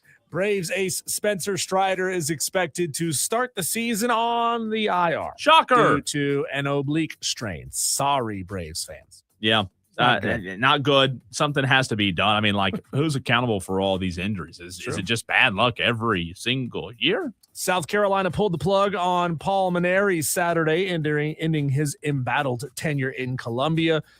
Following his dismissal, the Gamecocks rallied, and they beat Arkansas in Game 3, 9-4. A good performance. Yeah, it's a good Arkansas team, and they actually look – I know it's a loss. They actually looked good on Saturday. They did. They had a chance. So sometimes a different voice does matter, Diesel. And somehow Clemson can't win a game. Clemson swept over the weekend on the road at Notre Dame. 0-6 on Friday, 7-8 on Saturday, 4-7 on Sunday. Not a good weekend for Clemson on the road. That you know what? That is bad, and we'll talk about it at 5:45. We'll go into depth a little bit more because it's been a horrible start. For the first time under Eric Bakich, I look at this Clemson team and say, they just look flat. They don't look crisp. They don't look good. They're not a good baseball team right now. No, they're not. They're not. So no, they're not. What, 1-5 in ACC play? They have one win over Georgia Tech. Yep. The opposite, though, Furman looked really good against UConn. They had UConn in their sights for 35 minutes in their opening round matchup against the number 2 Huskies, but Terrace Reed Jr. said, I'm putting up 31 and 27 to send the Paladins home. Tom House and Alex Wilkins each scored 21 points. Charles Johnston, 10. Cooper Bowser, 9. Furman deserves a tremendous amount of credit for that phenomenal season and scaring the daylights out of UConn fans. No doubt. You got to give them credit, man. I know it's a loss. You hate to lose, but I'm telling you, Diesel, Furman played a really good Friday night. Or Saturday. What was it, Friday? It's Friday night. It was Friday. Yeah. Saturday morning. Sorry. March Madness has the best television ratings since 2011, with the tournament averaging 9.8 million viewers. Wow. For the first 3 days, a 5% increase from last year. Wow. People are in. That's a good thing. It's a good thing. Some coaching news for you after the opening 2 rounds. Creighton coach Greg McDermott is retiring after 16 seasons with Creighton. Former Cincinnati coach Wes Miller is headed to Charlotte on a 5-year deal. In 15 seasons at Cincinnati and the UNCG, he advanced to 2 NCAA tournaments. St. Mary's head coach Randy Bennett is going to Arizona State. He's taken the Gales to 12 tournaments in 15 seasons. You know, we talked about earlier North Carolina and Duke watching each other in basketball. I wonder if that's happening for them. Arizona State looking over and seeing such success. Yeah. Arizona, my gosh, like that class of college basketball right in Arizona State, they've kind of fallen on tough times. The Big 12, I think, going to get a little more difficult going forward. Yeah. Sean Poppy and Clemson's women were so close to knocking off the USC Trojans in the opening round of the women's tournament. Mia Moore had that shot right on her fingertips as the buzzer sounded and the light turned red on the backboard. It was waved off, Cole saying that her fingers were still on the basketball, sent the game into overtime, and USC won. That's just kind of devastating, right? It is. It's just you hate to lose that way in general, but to lose that way in the tournament, that's tough, man. We were that close to getting Clemson, South Carolina in the women's tournament. Tonight. That would have been amazing. I know. Speaking of which, South Carolina had no problem with Southern. They'll face USC tonight at 8 o'clock on ESPN. South Carolina favored by 23.5. So the spread, me and my buddies were talking Saturday, the spread was 53.5. Good Lord. South Carolina was favored by 53.5 Diesel over Southern. They won by 69. Oh, my. They beat Southern by 69 That's just points. Not fair. That is just not fair. They should have called that game at halftime. Or never played it. Just what are you doing? PlayStation simulate. Yeah, simulate. Exactly. President Trump issued an executive order barring college football playoff and other postseason games from airing during the annual Army-Navy game in December. The directive to the Commerce Secretary and FCC chairperson urges them to coordinate with media rights partners and the NCAA to give Army-Navy an exclusive broadcast window. Oh, interesting. Yeah. Sam Herder, FCS analyst for Hero Sports, obtained and released a screen grab of a Division I membership committee meeting outline, which lays out a plan to discuss a new separate division of college football based on enrollment size and number of sponsored sports to revenues and expenses. The new division might have autonomy to create, enforce, and govern its own rules. I don't know how I feel about it initially. Yeah. It is interesting to hear, and I'm sure we'll do a lot more talking about it over the next year, right? That's Wake Forest, that's Duke, that's Syracuse, potentially Clemson. If you were going to drop down to 50 teams in this division, right? Clemson's enrollment is not big enough to be inside the top 50. And if that is a factor, it's not the only factor, but as a factor. NFL Offensive Player of the Year Jackson Smith and Jigba agreed to a record contract for a wide receiver with the Seahawks, 4 years, $168.6 million, 120 of that guaranteed, a record for an NFL wide receiver. Good God. And last one here for you, Cole. You're going to get a laugh out of this. Giants running back Cam Scadaboo recently apologized for downplaying CTE and asthma on a podcast appearance.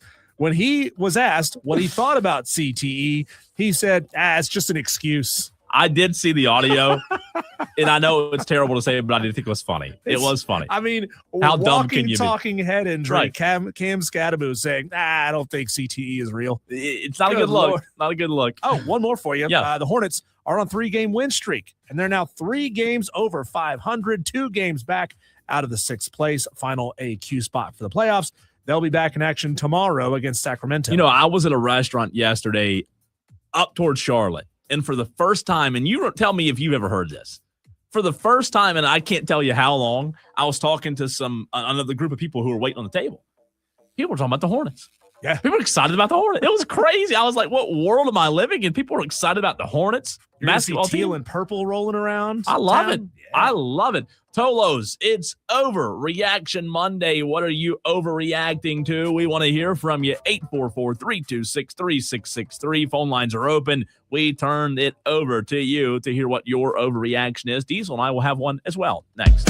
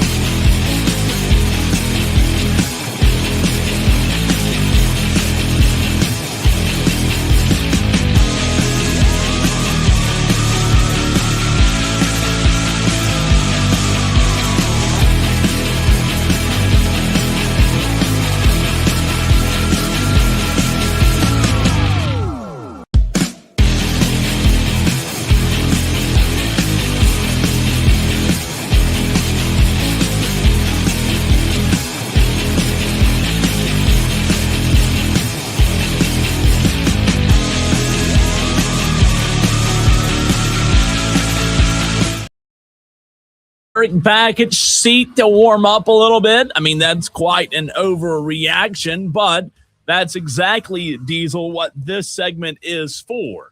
Overreaction Monday. Phone lines are wide open at 844-326-3663. We've got Grayson Mann of TigerNet.com joining us in 1 hour from now, so stay tuned for that. Turn it on and leave it on. Is Monty Lee the new guy? Could that be an overreaction based on 2 games where South Carolina looked good? And then 1 loss, but, well, okay, they look different. Things look different. What is your overreaction on this Monday? Does it pertain to Clemson, South Carolina baseball, or does it pertain to March Madness? Florida, a 1 seed, already on the way home, maybe already home, and they'll be watching the Sweet 16 and beyond from their couch. But phone lines are open. We want to hear what your overreaction is on this Monday. 844-326-3663. Diesel, do you have an overreaction or a place to lead us towards an overreaction on this Overreaction Monday? Well, my overreaction isn't to sports, Cole. If you're out in public and someone has a dog near you, calm down. Like, just chill out, okay? Like, you don't have to run over and pet the dog. You don't have to run over and start a 10-minute conversation. You don't have to run over and make it weird. I was out yesterday, or on Saturday, Cole, up at a place in Greer called Southern Growl. Have you ever been there before? Packed bar. It was awesome. I took our dog with us, and he was being really, really chill. Guy comes up and out of nowhere just starts petting this dog. First of all, you always ask if you can meet someone else's dog. But then he said, is it okay if I give him a treat? And we said, yep. We fed him a couple French fries here. Give him one of these French fries. Knock the salt off of, so he needs salt. This guy, Cole, and this is the weirdest thing I've ever seen anyone do. This guy, with a dog that he's never met before, a Doberman, by the way, puts the French fry in his mouth and wants to, like, not baby bird it to him, but like Lady in the Tramp it to this dog. That's friggin' weird. That's weird. That's really, really weird. First of all, it's weird that you would want to do that. I know you're a dog person. It's weird you would want to do that. Second of all, if something were to go wrong in that scenario and our dog, like, kind of lunged for this treat that he's excited about getting and he got this guy on the face, all of a sudden we're involved in a massive legal situation. Yeah. Like, if you want to hand him a treat, fine, but don't be weird about it. Dog people, I know you love dogs, but stop being weird about it. That is weird. I hope that guy's listening, by the way. That way he can understand, hey, that's weird. I agree with you. Very, very weird. I've never seen anybody do that, but I don't know. That it just has a weird feel to it. Yeah. And then he came later. He's like, hey, man, whatever you do, please don't crop this dog's ears. And I'm like, bro, they were done like 2 years ago. That's weird. They were already cropped. Yeah, what do you don't, if you don't know what a cropped ear on a dog looks like, don't be like, hey, man, please don't crop your dog's ears. That is weird. Idiot. That is weird.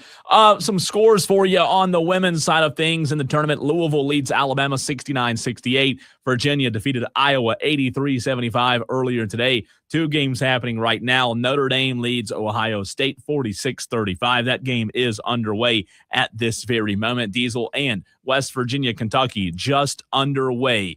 3-0 lead for West Virginia at this moment. 6 o'clock tonight, Syracuse and UConn going at it. 7 o'clock, Illinois Vandy. 8 o'clock, your Lady Gamecocks taking on Southern Cal. 10 o'clock, Oklahoma State, UCLA. And we'll have some more games coming up for you this weekend on the women's side. But some really good games thus far. I think my first overreaction, Diesel, is going to be looking ahead to Friday night. I think 7:10 Friday night. And Tolos, I know we're going to get to the phones in just a second. I want to hear from you at 844-FAN-PHONE. Diesel, I think Friday night might be the best college basketball game of the year at 7:10 when St. John's, Rick Pitino, takes on Duke. It's a 5 versus a 1. Right now, Duke's favored by 6.5 points. I don't know if this is an overreaction, but I think this could be the best college basketball game of 2025 or 2026, and I am already ready for Friday night at 7:10 p.m. on CBS. Gonna be a lot of fun. I wish, Cole, that they would separate the first and the second rounds. At least have a day in between. Ooh. Right? If you're gonna do first round Thursday, Friday, take a day off and then do Sunday, Monday. You take a couple of days off and then you got Thursday, Friday.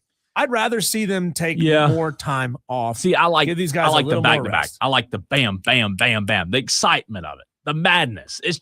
It's crazy fast, and I hate having the days. So, I don't like the days off now. Monday, Tuesday, Wednesday, Thursday. We have to wait 4 days until the next game. Or I'm sorry, Monday, Tuesday, Wednesday. The first games are Thursday. But Duke and St. John's play on Friday. There's some really good Thursday matchups, but I just look ahead to this Friday. And then Alabama, Michigan, Michigan State, UConn, Tennessee, Iowa State on Friday. We'll look at these games in depth tomorrow. But the first overreaction I have, St. John's and Duke might be the best game of the calendar year. We'll see. That happens on Friday night at 7:10 p.m. This is an interesting case study with the ratings being so high. Highest it's been in a number of years. It's an interesting case study on the idea of, do people like Cinderellas, or do you really just want to see the big brands? The big brands are advancing. There's not a single team that's a mid-major still in this thing. And the ratings could be bearing out that people, as much as they say they love Cinderellas, they like one or two of them.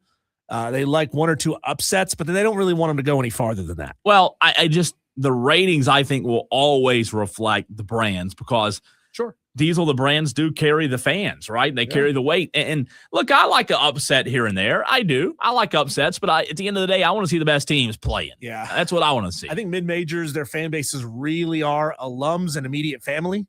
And then, the major brands, it's people that just grew up in the same state and just loved it. Yeah. Loved the school for no reason other than, hey, I'm from North Carolina. I love North Carolina. Yep. 844-326-3663. It is Overreaction Monday. If you just tuned into the show, he's Diesel. I'm Cole Bryson. So good to be with you on this Monday. Phone lines are open. We want to hear what your overreaction is. We go to Dan B.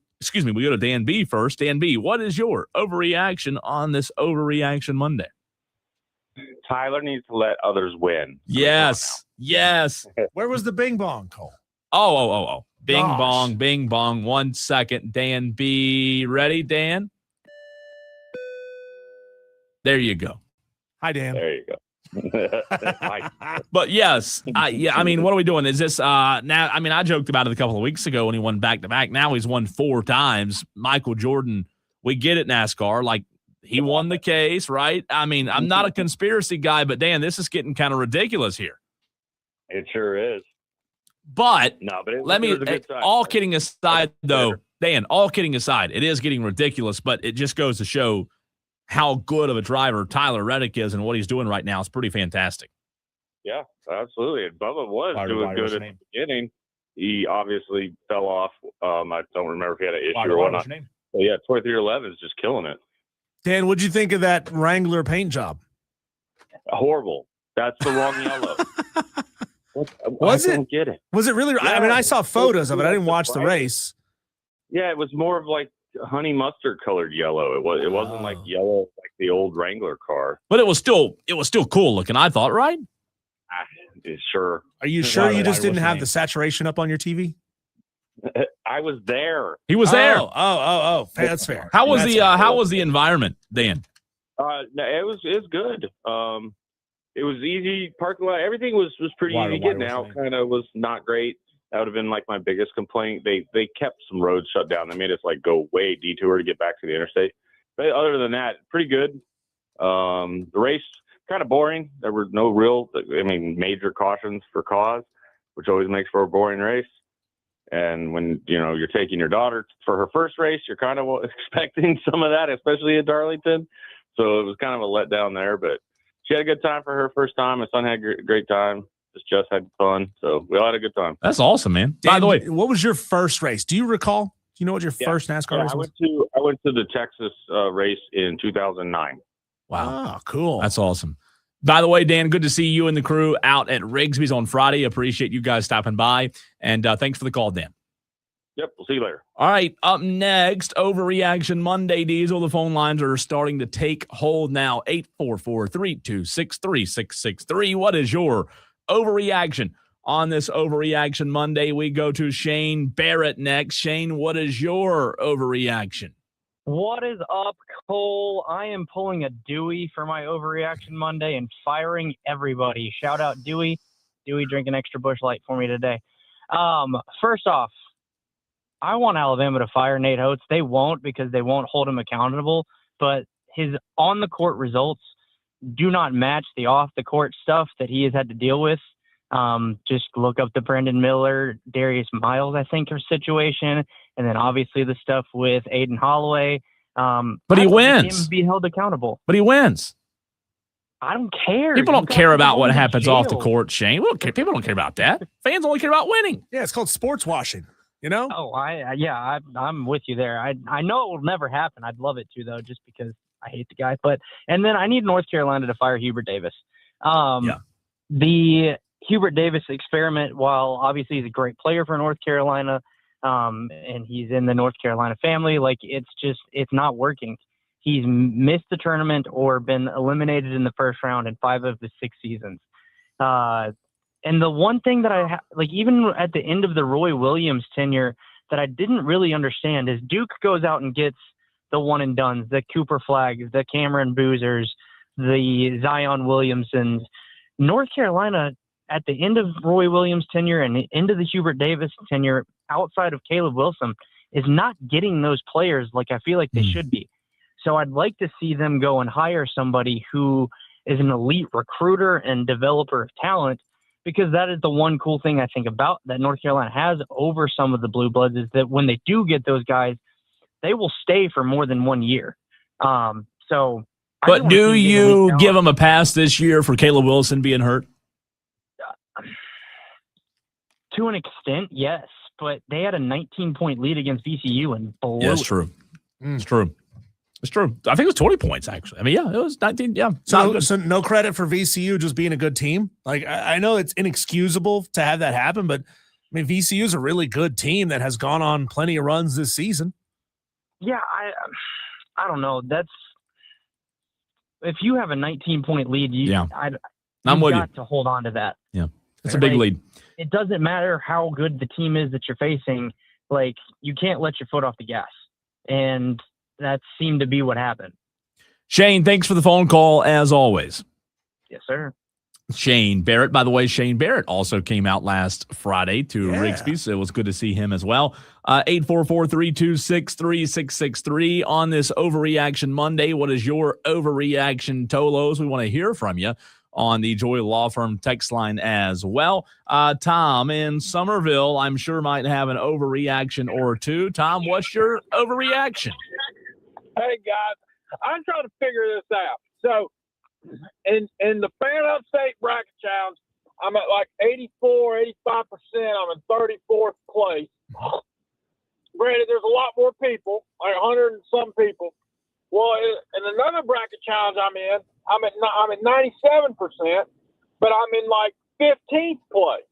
So I'm like, I got the other bracket challenge I'm in. I'm at 97%. I'm in 15th place, but in this one, there's a lot more people, and I'm at 85%. I'm in 34th place. I mean, I thought my other bracket was doing really good, and then I see I'm in 15th place, and 13 people in front of me are at 99.7%. So I'm like, goodness gracious, I got screwed on that deal. But should have been better, Tom. You were in first, by the way. Did you have the same bracket in both groups, or did you change your selections? No, I did 2 different brackets. Okay. Because, can't have the same bracket, because then if one really fails, you're screwed in both. But, well, a big part of this one, Tom, obviously, is the max number of points you can achieve. So if a team you had making a deep run gets eliminated, you're not going to be able to score any points on them going forward. So that certainly costs you. Oh, yeah. Well, I should be okay. As long as Arkansas does not lose, I'll be okay. Speaking of Arkansas losing, my overreaction, I'm happy Paul Maneri is no longer the baseball coach.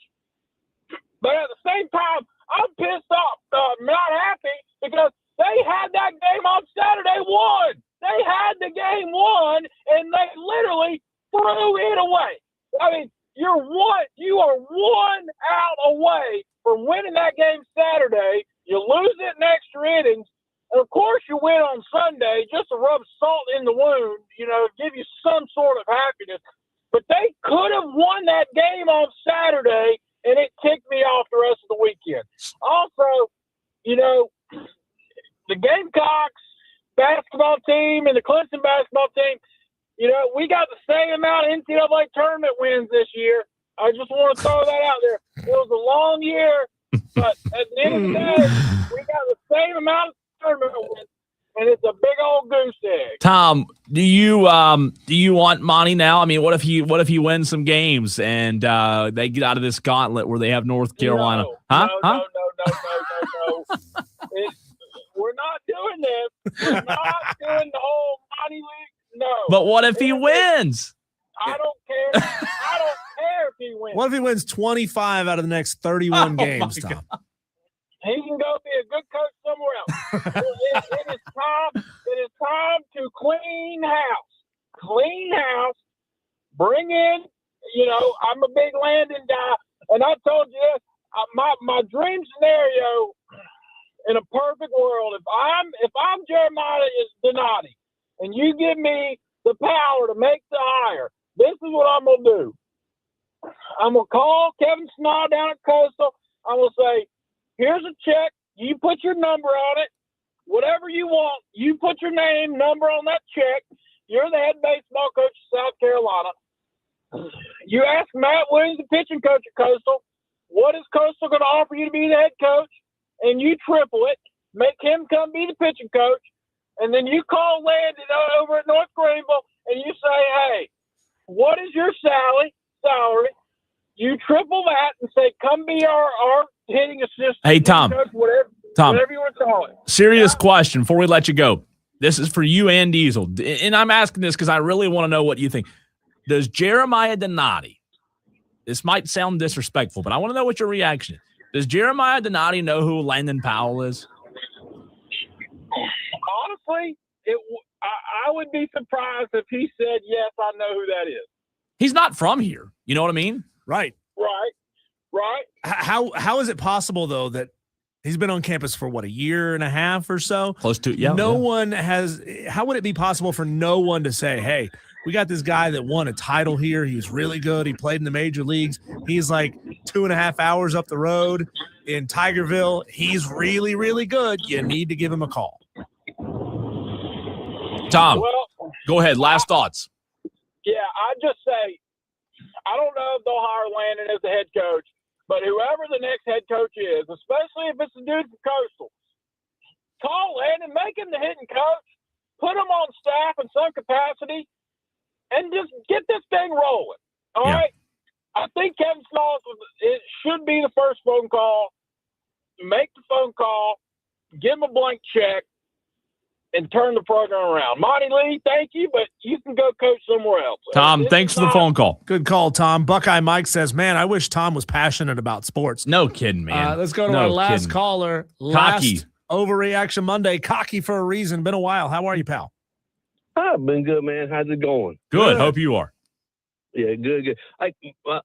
Mine's not an overreaction. Mine's just a realization. Men's sports in Columbia sucks right now, right? Yeah.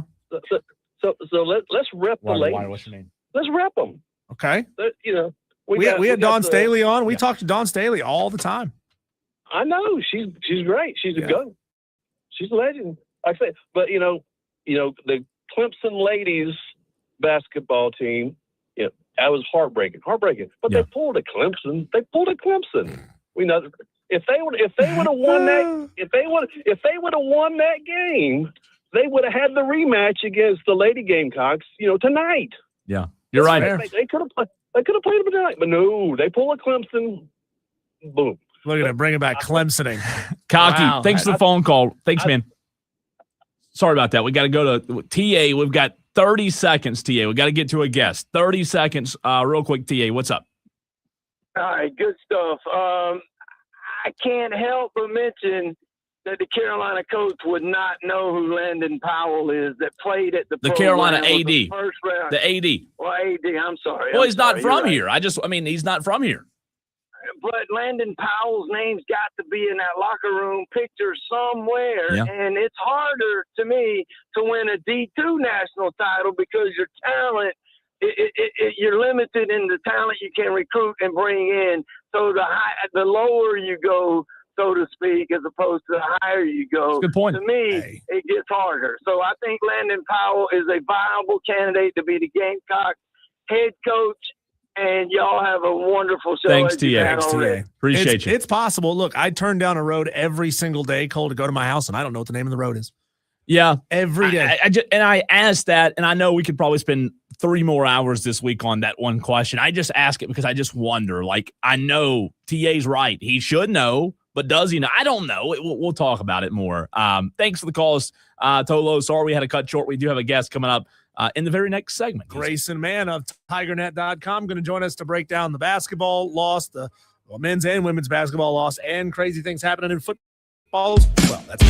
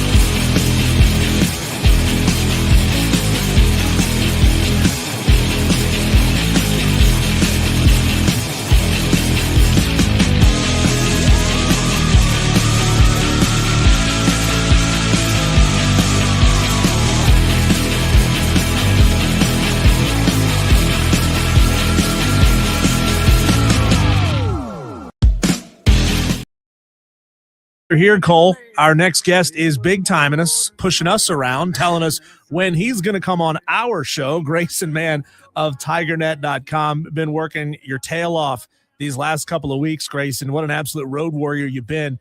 Welcome to the show. Look, when is the inevitable Brad Brownell extension announcement coming? I ask that facetiously because it seems like every time he gets in the tournament, even if it's a first-round exit, there's a new contract in the works. Where's the level of frustration with the fans today? Yeah, it's really interesting, Diesel. I'm not sure. The temperament, I think, was pretty aggressive after the Iowa loss. And, of course, emotions run high after a loss in the NCAA tournament, the first round. I think perspective, though, is incredibly important here. You had two of your top players, I'd say, in Carter Welling and Zach Foster, who had torn ACLs.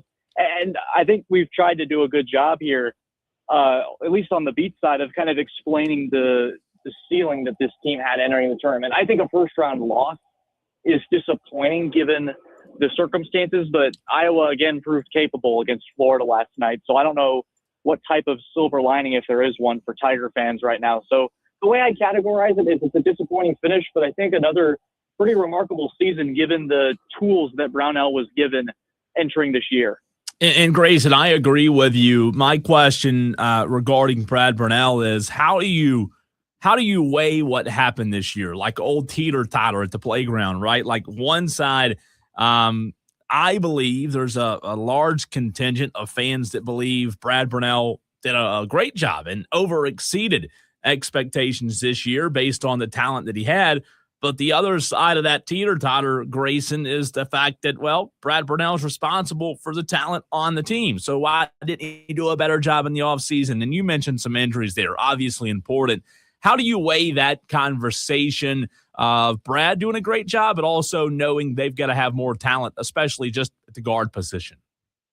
Yeah, I think injuries are an important context there with Zach Foster just being the floor raiser that he is offensively. And I think the ability to create is a big deal as well. And so you had Dylan Hunter, who offensively a very limited player. I think Ace Buckner is going to grow into a very capable player, but I think right now his ability to simply just kind of punch it to the rim is really his repertoire right now. And once he develops a jump shot more consistently, I think that's where you'll start to see growth there. But I do think it's fair, but it's also important to recognize with the roster construction that Clemson's not working with the cream of the crop in terms of the ACC.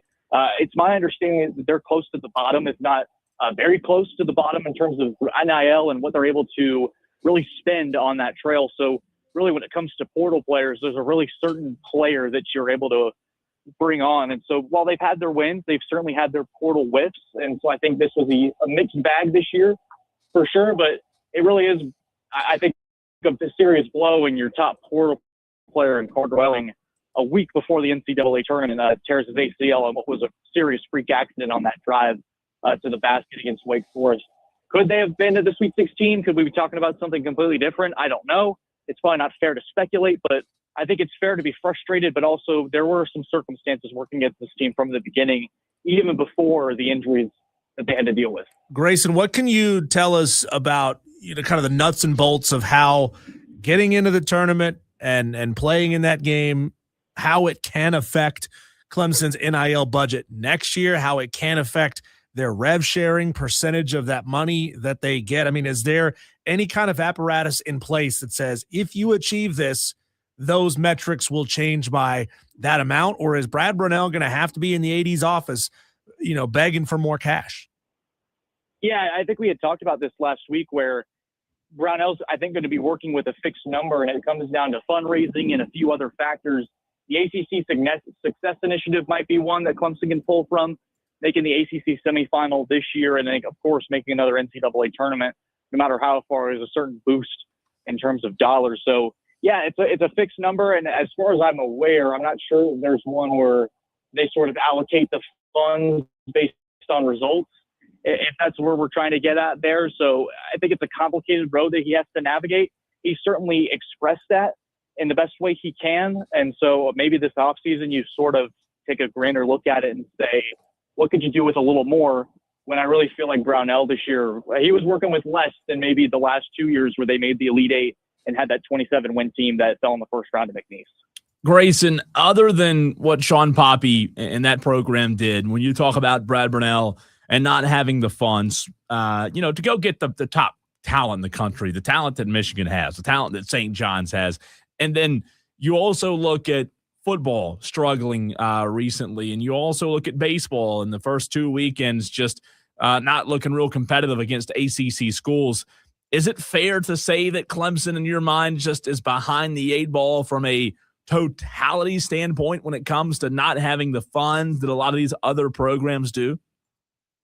It's interesting, Cole. I think that you can look at it both ways, where you have a school that understands where football should lie in the pecking order, and that has created a little bit more of a balance. I mean, you've seen softball make the postseason, basketball, now women's basketball. So there's been a more even distribution. Has that maybe hindered football? I think that's a interesting debate moving forward with various schools, where North Carolina is not a school that's overly concerned about its football operation, even with Bill Belichick, or Duke, who maybe is more lenient on the football spending because they want to focus on basketball because that's their brand. So it's an interesting balancing act, at least within the ACC, of what these schools care about. And I don't want to put words in Graham Neff's mouth, but certainly football around here, even after 7 and 5 seasons, will always remain king and at the top of the food chain. So they're going to get that large piece of the pie, and that may come at a detriment to basketball when you want to get that star guard or star forward. So certainly an interesting conversation taking place on campus, I would imagine, about just the balance with all these schools having the success that they're going to have. Now, Grayson, I know that you are employed by a Clemson outlet. You're a Clemson alum, so of course you've got the orange tinted glasses on. But your thoughts of that game-ending situation between USC, Southern Cal, and Clemson. Sean Poppy, I'm sure, was beside himself having that game winner waved off. How did you see that? Yeah, it was odd, Diesel. It's as odd as I've seen it. Have you guys seen that clip of, I don't know which official it was in the NFL, but he ruled the first down with a note card? I have not. No, I have not. Have you not seen that? No. I swear it's like one of the more viral announcer moments where they were bewildered at the option to measure the football, the distance to the pylon with a note card. It was something, it was like an index card or something like that. And the way that the officials sort of ruled Mia Moore's foul, no foul with a stopwatch, and how I think archaic and a little old fashioned as it looked like for all the technology that's, I think, presented to these officials and the replay centers that we have at our disposal, it felt a little flimsy on the officiating part. And whether, I don't think Moore got the ball off in time, I don't think that's disputable, but I do believe there was contact beforehand. And again, in terms of the in-depth rules of how that all goes down, it certainly is a difficult job to do. And I do believe Clemson at some point, certainly I probably would say got the short end of the stick there. Grayson, from a big picture standpoint, though, with that program, 2 years, the trajectory that program's on, obviously just a couple of months ago landed, the biggest recruit in program history. So it seems like Sean Poppy's continuing to land recruits that are going to help that program stay on the right trajectory. What do you look at, though, being the catalyst that gets this Clemson women's basketball program from where it is now to being a perennial contender in the tournament? Yeah, I think this was a massive year for this group, Cole. And you look at what they're able to achieve this year, they're ahead of schedule when you look at it, and just sort of the roster that they were able to construct. Certainly expected a more competitive punch from last year's 14-win team, but making the tournament, beating Duke, Notre Dame, North Carolina State, a lot of firsts in this program for Poppy. So he's going into this offseason with a lot of momentum, and you get this reinforcement of this freshman class. I think the big moment for this group was beating Duke and sort of proving it was capable of slaying those giants that women's basketball has to offer. So I would expect a pretty big portal splash from Poppy. He understands and how to maneuver that side of the offseason, and then you bring in the talent that you're bringing in. I would expect big things in year 3, and I think that the NCAA tournament is going to become an expectation rather than a surprise or a first for this program. Grayson, are you aware of any kind of like a Freaky Friday switch between the Clemson baseball team and South Carolina's baseball team? Clemson was white hot coming into the season into ACC play, and well, now they're 1-5 against ACC opponents. The South Carolina Gamecocks had been awful against SEC teams. They fire a coach. All of a sudden, they look really good. So has somebody like smacked heads together? Did two people pee into the same fountain at the same time? Like, what's going on here? I think I saw like a magical burst of lightning hit Doug Kingsmore as I drove in from Tampa. So maybe that was part of the switch that you're referring to. But it certainly has been interesting to see where this baseball team has headed in ACC play. It feels like 2 weeks ago we were talking about Georgia Tech being this litmus test for their postseason capabilities, and now they're 1-5 in the ACC and don't look very competitive against the middle-of-the-road Notre Dame squad. So I think concerning is the right word, where you sort of feel like you're spiraling at this point. You have Coastal coming in, which is a very serious midweek opponent. Miami's heading up to town. This is a very important stretch for Clemson baseball just to get some mojo back into the building. And I think it starts with Aiden Canuck, who has been out of sorts, is the best way to describe it so far this year. Well, you stole the words there. I was going to ask you about Aiden. 0-3 now, I believe, Grayson. And you said it. I mean, going into the season, that was the mainstay, right? That Clemson fans knew they could count on Aiden Canuck to be the guy. What is it that you're seeing or not seeing from Aiden Canuck? And obviously not contributing to the team's success thus far. Yeah, it's just inconsistency on his part. And I think that there was such a confidence from Bakich that when you had Canuck as the head of the snake and on extra rest, as they were able to sort of manufacture his timetable heading into this year, this was going to be an anchor for this group to be able to stand on. And so far that has not been the case. And the rotation, I think, suffers as a whole. When you're deeper than last year in theory, but when your ace is starting to not become your ace, just to put it lightly, I think it very much puts this team in an interesting tailspin.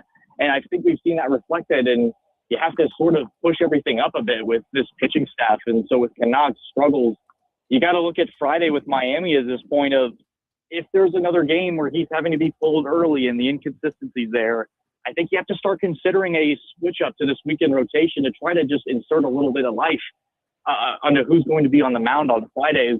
It has not been an ideal start for him, and certainly not the conversation I thought we'd be having 2 weeks into ACC play. Grayson, how many times have you played It's So Hard to Say Goodbye to Yesterday? Today, after the news that Josh Dobbs is no longer a Patriot and DeVito is in as the number 2 guy. Hey, we got Tommy Cutlets there in the backfield, backing up Drake May. I don't know if Goodbye was the song I was playing. I think it was more Adios, Senor. Get out of town. I'm rolling with Tommy DeVito. Grayson, talk about some big news that you broke earlier. A transfer player that I'm assuming was expected to have a pretty big impact. Courtney Kelly, 6'2", 280, suffered a torn ACL. He had that surgery, last Thursday. How big of a blow is this to Dabo's team, who's just a few days away from the spring game now?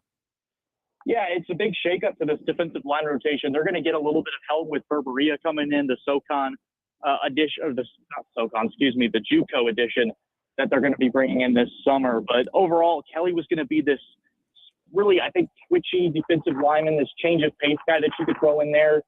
I don't think he has the most power in the world, but the speed and the athleticism is certainly going to be tough to replace on that front. And so to lose him this early, I think gives Clemson time to figure out the rotation. But defensive tackle was a spot they were already pretty thin at, and Kelly was one of those additions that you brought in to shore that up. And so it certainly puts a little bit more of a load on Champ Thompson's plate, on Vic Burley's plate. Marcus Strong is going to have to step up in a big way. I think it just kind of makes this defensive line rotation a little bit weaker, and that's an area of concern now for this team heading into the spring and when we get to fall camp. Grayson, you've spent some time watching some practices. What can you tell us about how Vazina's shaping up? You tweeted about an hour ago about Trent Pierman and him looking good at certain times, or not Trent Pierman, but Tate Reynolds. What can you tell us about any practice notes that you've seen? Yeah, it's that I miss you guys there. That's the main concern. There is we don't have a wire-to-wire representation.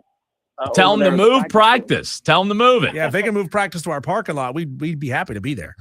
Okay, I'll make sure to send that note over to Dabo. I think he and I are tight like that. We'll get that figured out. But yeah, I think the quarterback is the place to start. And I think the best thing that the observation or the top note that I would have is that Chad Morris has had really positive returns since he's been on campus. And I think I love telling people this story about just I like to call him a football sicko. And I think I mean that in the best way possible, is that he is a film junkie. He is not letting anything up slide. It has been an intense, anytime you're around him, you can just sort of feel the different vibe between him and Garrett Riley, going from more of a chiller guy to somebody who's drinking Red Bulls, is probably shaking at the hand and just ready to get back out there on the field. So from him and just this offense overall, I think you're going to see something different on Saturday. I think different right now for Clemson is a good thing. Grayson, when the spring game does happen, has there been anything said about what the plan at quarterback is, and if fans should read into what happens at quarterback Saturday, or if it's just one of those things where you don't read too much into it? I think you read into it with like a little bit of a cautionary. This could eventually change at any given point. I think Vizina, as it stands, is going to be your starter heading into that LSU game. So you're watching to see how he's developed. But I think the rotation behind him, who's going to be that QB2? Reynolds was QB2 today, but how has he been dealing? He had a serious injury during his senior year that sidelined him. How is he moving in the pocket? How is he digesting Chad Morris's offense? First Denson, how has he evolved as a passer? I think that's the more fascinating price of admission, is that you get to see this quarterback battle unfold in a really fascinating way where, yeah, Vizina's probably going to be the starter, but I would expect there to be a serious battle behind him and maybe for this starting job as we get closer to that kickoff date. So that would be the spot to watch. And then overall, just seeing how this new offense operates, which quarterback stands above the rest. Morris is going to have a big voice in saying who gets that starting job. Nobody has their finger on the pulse like you do, Grayson. Appreciate your time. I appreciate you guys buttering me up every Monday, man. It's really good. Grayson, man, TigerNet.com. Always good stuff there from Grayson.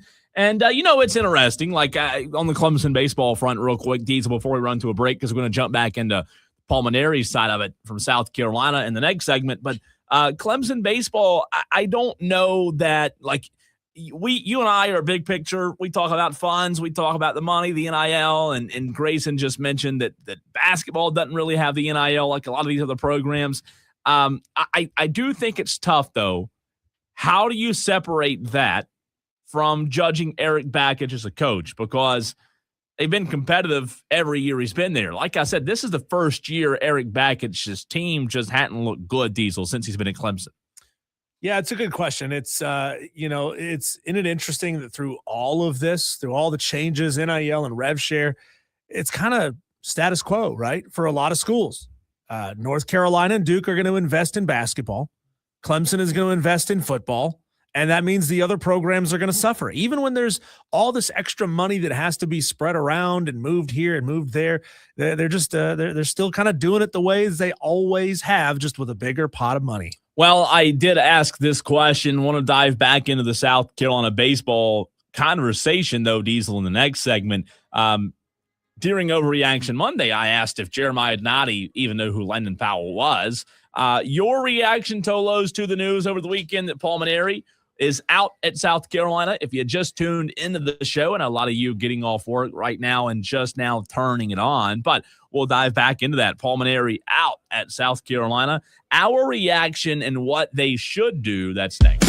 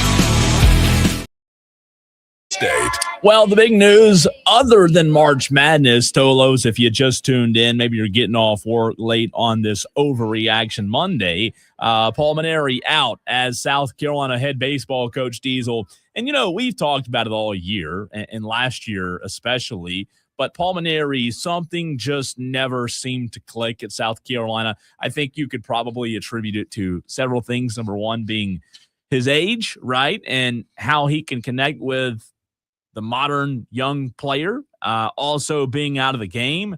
I don't know that that's a good thing, not knowing what this game now looks like from a development standpoint. You never saw any kind of development at South Carolina under Mainieri. Well, how can you develop them when guys are going to be gone after 1 year? Well, you've got them there for, 9-10 months, right? So you've got them there for 9 or 10 months, and they never got better. Fall ball never got better. Spring ball never got better. So you've got to figure out, other teams are doing it, right? And you've got to figure out a way to do it, Diesel. And I think ultimately that's what cost them. Now, I do think Jeremiah Donati, for as much as crap as he's gotten, did the right thing. But ultimately, this falls on Ray Tanner. Thinking that you could bring in a guy like Paul Mainieri, who was out of the game, it just didn't work. And I think Ray Tanner's to blame here more than anybody else. Yeah, just, you wonder what that thought process was. You brought him in to be a consultant and help you find the right guy. How is an aging, now former ex-baseball coach who's out of the game, how is he an authority on the right person to hire in this modern age? I mean, we were already in the NIL and portal era of sports when Paul was brought in as a consultant. So it just kind of begs that question. Why? Just why? I mean, I guess the easy answer, it was doing your buddy a solid, giving him one more chance to go out there and coach baseball. But it's a head scratcher. But it also goes back, Diesel, to what good hire did Ray Tanner make? True. Like his AD, there's not a lot of good hires that Ray Tanner made. And, he was the best baseball coach in the history of the program, the best in the country. And he decides, hey, you know what? I'm going to leave and I'm going to go be the AD. And he made some terrible hires along the way. And this was just one of them. And unfortunately, when one decision like that, one solid, as you said, Diesel, that it takes years to rebuild. And this program now in the portal era, I guess it doesn't take as long, Diesel, but it's still a coveted job. It's still a good job in a very good conference, but you've got to have somebody who is willing to come in and try to revive this thing to a place that it hadn't been in a long time. We'll see just how much money they're willing to spend. Paul was on, a $5 million contract or so? Yeah. That was with South Carolina. That was the whole length of the contract. We'll see. I mean, how much are they going to have to throw at a Kevin Schnall to get him away from Coastal? I mean, we talked about it before. He's only making $500,000 at Coastal, but maybe he's really happy making $500,000. Maybe to him, $500,000 is enough. It's not about the cash. I can't believe he's only making $500,000. Right? God, again, crazy. It might be just be base salary, and he has the opportunity to make a lot more on top of that. That is crazy. How much are they going to be willing to spend to get the next guy, whoever that may be? When we come back, Cole, let's hear it from the people who are living it on site, on the road. Audio Blitz coming up next.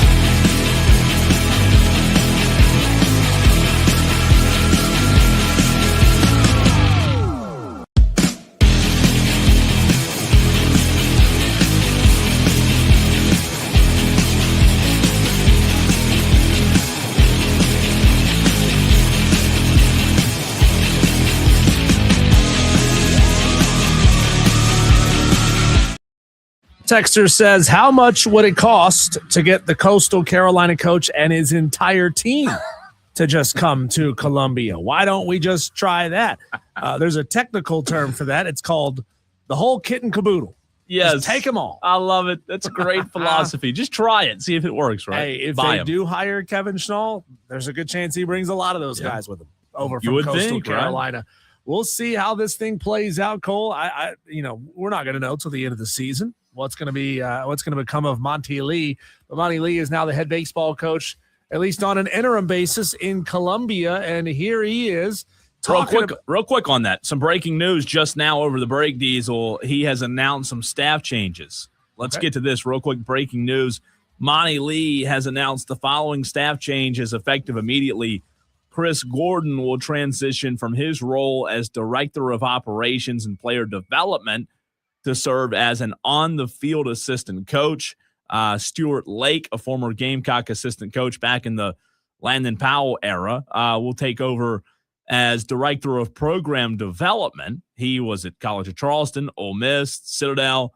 He was also the head coach at Charleston Southern for 8 seasons. Diesel Lake will continue his position as Director of Development for the Gamecock Club, but will step away from his role with the Gamecock Club to help with baseball. So now they have that 2 changes, plus Noah Wise will serve as Director of Operations and Equipment Manager, William Mann as Director of Hitting Analytics, and Owen Moline Freeman as Director of Pitching Analytics. So some changes that do not involve Terry Rooney, as some may have expected. How many wins is a new equipment manager worth? Hopefully 4, right? Oh, God, we got to get Tommy out there on the field. Has anybody seen a cup? Does anybody have a cup? We need a cup. We need a cup. Oh, we got a new equipment manager. He's got a cup ready to go. But here was the audio of Monty Lee right after the announcement was made that he was going to be stepping in as interim coach, talking about just how thankful he is to get this opportunity. It was a dream come true when Ray Tanner gave me the opportunity to be a part of this staff in the fall of 2002. I was a school teacher who was a volunteer coach at a junior college when he gave me an opportunity to be a part of this staff. So it's a dream come true, to be honest with you, to be able to be a part of this staff, to coach here at the University of South Carolina. I've had some wonderful times here, been through some really tough times as well. He talked about growing up, going to a lot of football games and baseball games at South Carolina, clearly had a lot of love for the university and the program. Hopefully things go well for Monty this time around, but Tom called in a while ago and said, absolutely not under any circumstances do we want to make him the next head coach. And I would lean right now on the 23rd day of March, Diesel. Right now, I'd lean that Monty won't be. Yeah. Maybe like 75-25. I will say, though, I think Monty, and we talk about this a lot, jobs comes down to timing in life, right? I think Monty got shafted. I think Monty should have been given the job when Maneri was hired. He had already proven enough. I think if you wanted to give Monty a chance, you should have gave him a chance then. Ray Tanner should have.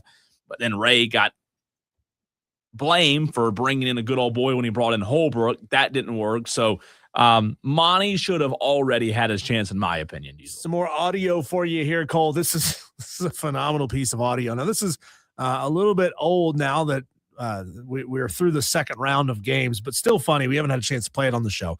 Byron Smith, he's the head basketball coach at Prairie View A&M. He was asked what he was going to do after Florida went on a massive run going into halftime against them. Coach, Florida on an 18-0 run here. What more do you need from your guys to slow this down and get into their game? We need some help from the Lord. They're very good. They're very good. We just got to keep defending, trying to switch our defenses, trying to throw them off, but they've been very efficient.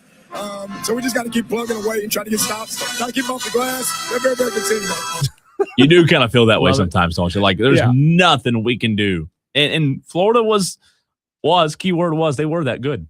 Mark Few, the head basketball coach at Gonzaga here, pushing back on the idea and the narrative of Cinderellas, especially when the label is applied to Texas. We're all adults here in this room. Some of these monikers we put on everybody from Cinderella to Blue Bloods and all that, I have a hell of a time understanding it. I mean, they make literally no sense. That is not a Cinderella team. That's a really talented basketball team with a really, really, really good coach that has incredible resources and has a great history of doing great things in the tournaments. It's just an 11 seed that, had some tough losses during the year, but definitely more than enough talent to win another game after this. Yeah, isn't it fascinating, Cole, that the difference between a favorite and a Cinderella candidate is like 1 or 2 tough losses?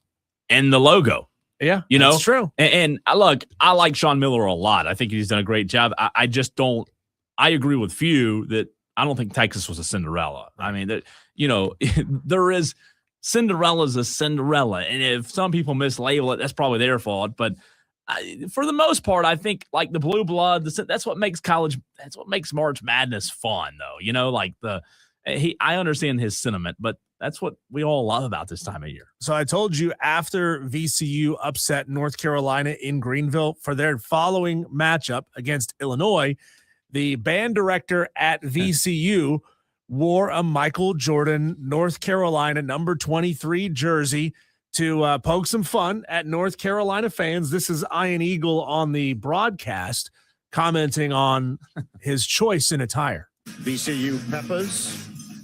That's a little bit of a troll job. He's wearing a North Carolina shirt, Michael Jordan. He works harder. It's amazing the effort he puts in. Yeah, band director, man. He's like full arms, full body. Dude's got guns too, man. Very few opportunities, I would think, for a band director to show off that you've been hitting the weights. But there you go. Here's John Calipari praising High Point University for flying students out for this game. John Calipari, very, very complimentary of High Point and the way they do things.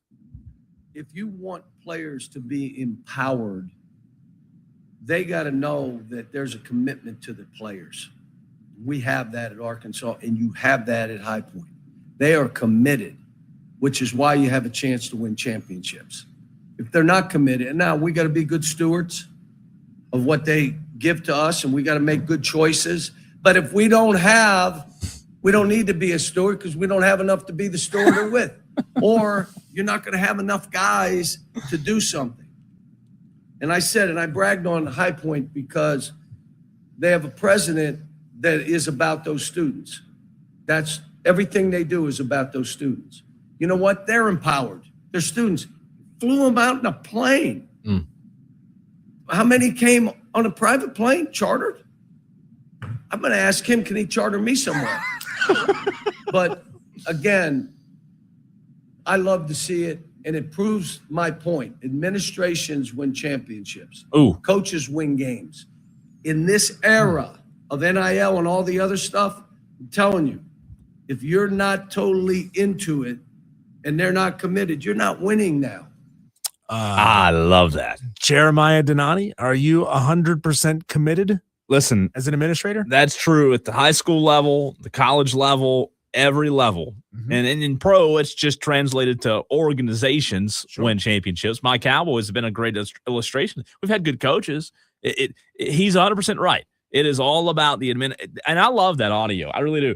And High Point, I'd like to see what that bill was. They charge per student to fly on a private plane. So when I was in college at App, we had, as a freshman, we had a chancellor who didn't really care that much about sports, and it showed. I mean, stadium was half full for game day Saturdays, and they were a pretty good program at the time. Not great, but they were pretty good. And then the next chancellor comes in, and he is 1,000% committed to the student body experience for athletic events. And all of a sudden, things open up, and it's incredible. And this guy, his name was Ken Peacock, rest in peace. We lost him a couple of years ago.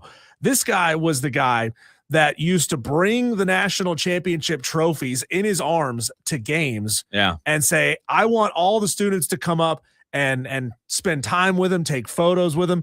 I remember a quote he said once, Cole. He said, I want every student to put their hands on these trophies, because one of these days these trophies are going to go up in a trophy case. And I want every student to be able to come back to this university and say, my fingerprints are on that trophy. I love it. It's an incredible thing. And he's gone now. The next chancellor doesn't really care as much, and things have have fallen off in his absence. That quote, though, that needs to be printed off and given to every, like I said, high school and college program. It does. Administrations win championships, coaches win games. That's right. I love that. By the way, High Point, only 6,500 students. Tiny. And by the way, for what it's worth, this is their largest enrollment ever at 6,500. How about that? So you can do stuff when you're a small school like that. Perks of going to a small class, right? Speaking of coaches winning games, this is awesome.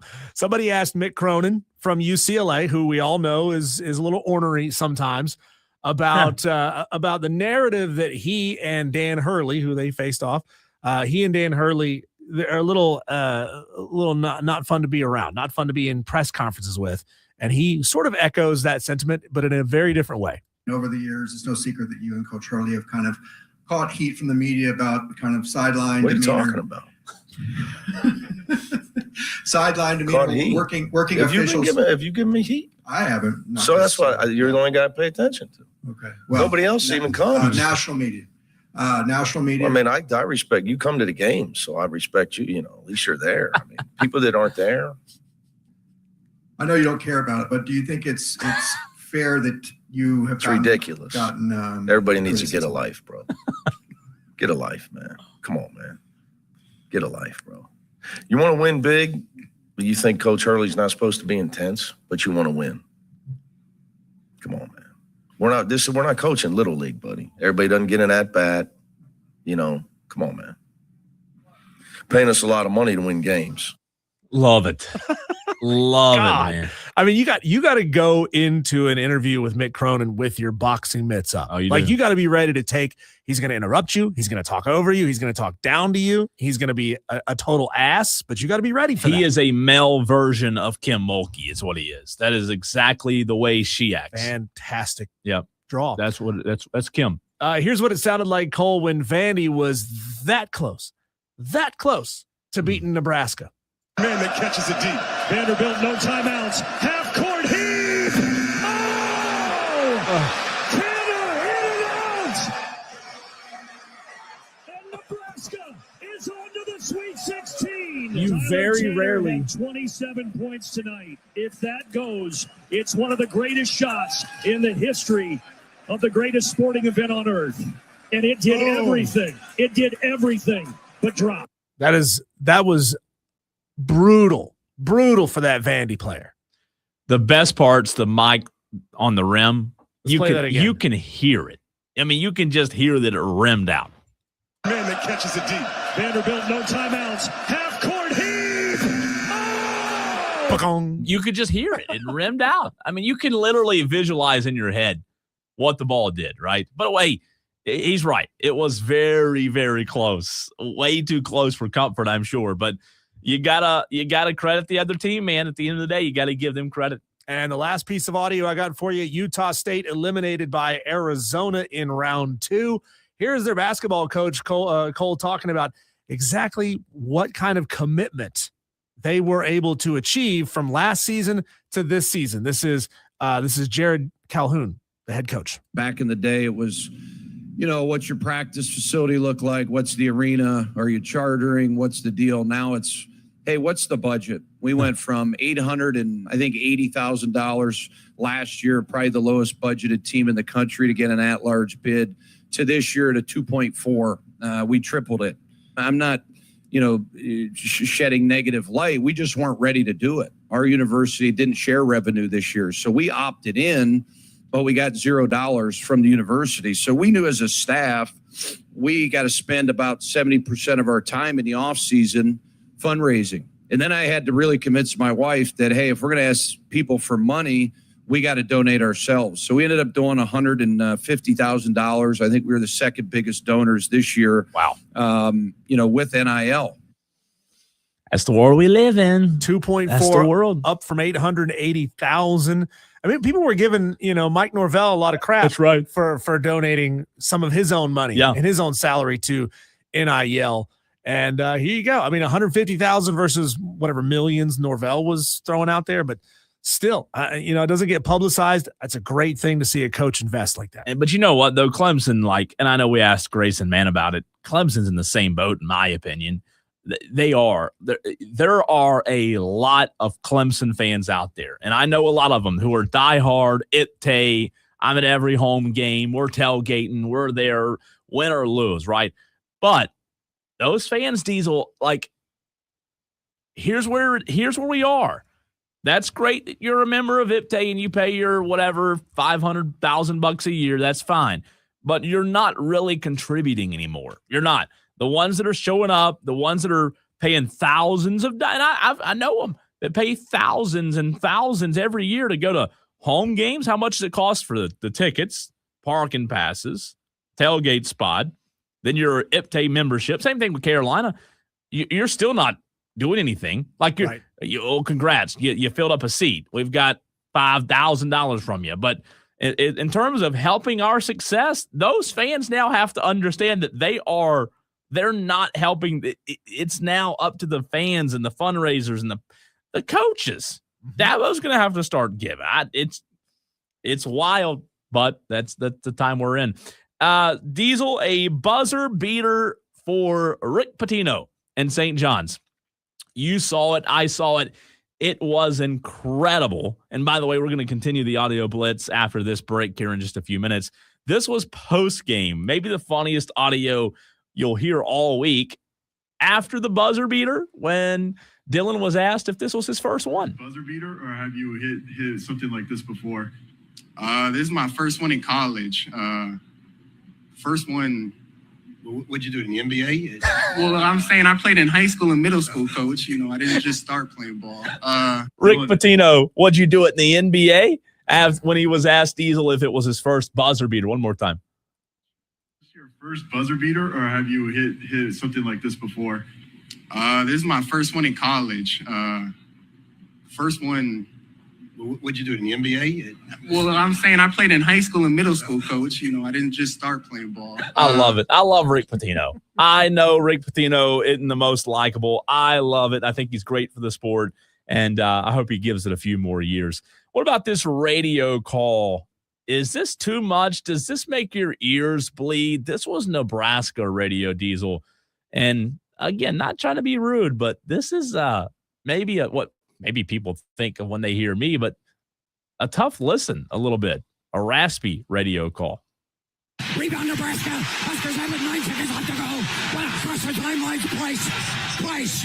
To Schrager. Layup. Yes! It's got 2.2. It's 2.1. Long shot. No good. Fan, not a fan. It's a bit much, but I love the energy. I would rather hear that call than just some boring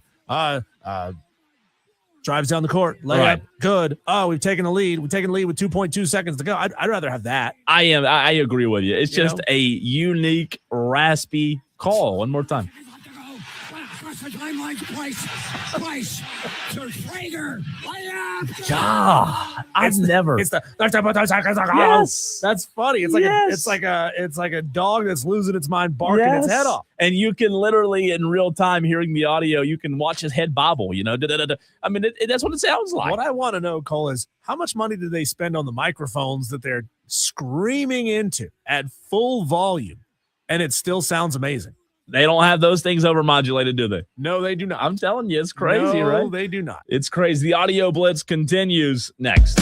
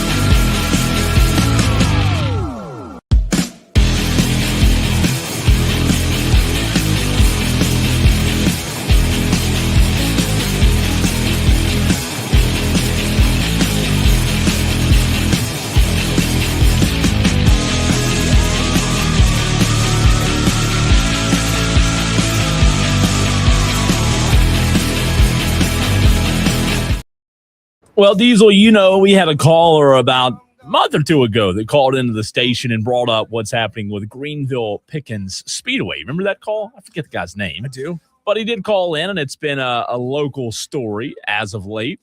Yesterday, NASCAR was in Darlington for the race, and Mike Joy and the crew gave Greenville a shout-out. If you did not hear this as we continue the audio blitz, Tolos, here's a clip from yesterday's broadcast telling you, Tolos, Mike Joy was talking to you, Tolos, that you need to get involved if you want to see a change. You know, South Carolina, great state for racing. They've got a road course, Carolina Motorsports Park, a couple of drag strips off-road, 10 oval tracks in operation in this state. But one that is not is in jeopardy. We lost Myrtle Beach Speedway not long ago, and Greenville Pickens Speedway, the developers, I mean, they are closing in, and council meetings and county and city council, folks want to save Greenville Pickens Speedway.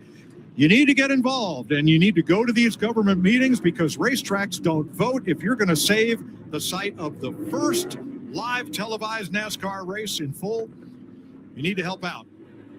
All right, Chase Briscoe. The site of the first televised NASCAR race in full? I did not realize that until I heard that audio. Is that not crazy? That's interesting, Cole. I'm going to tell you something. This is going to be a very unpopular opinion. Yeah. I don't care if it goes away. I don't care if it goes away because, look, progress always continues moving forward. Progress never goes backwards, right? And as much as people have great feelings and great vibes about a track that they went to as a kid, I've been to Greenville Pickens Speedway a couple of times for various events. Every time I've ever been there and been down at the actual racetrack level stuff, it's kind of a dump. And it's like if the ownership didn't care enough to keep it up when it was failing, and fans didn't care enough to keep going when it was failing, why do you care all of a sudden? Yeah. I think a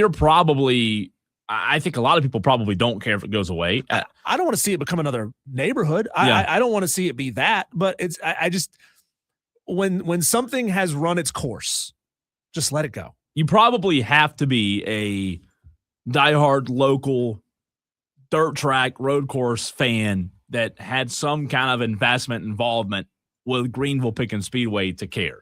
Mm-hmm. I think more people would be agreeing. I think more people would agree with you, Diesel, than you think. There's probably a lot of people that just don't care. They don't have why would they care? They don't have a reason to care. So right. I think there's probably a lot of people in that position. And then you have the locals who, like I said, for some reason, some way have a tie to it. And they're the ones that really want to see this thing stick around. You know, if you built brand new bathrooms there and brand new concession stands and repaved the track, would all of a sudden 10,000 people show up every weekend night to watch races to keep it alive?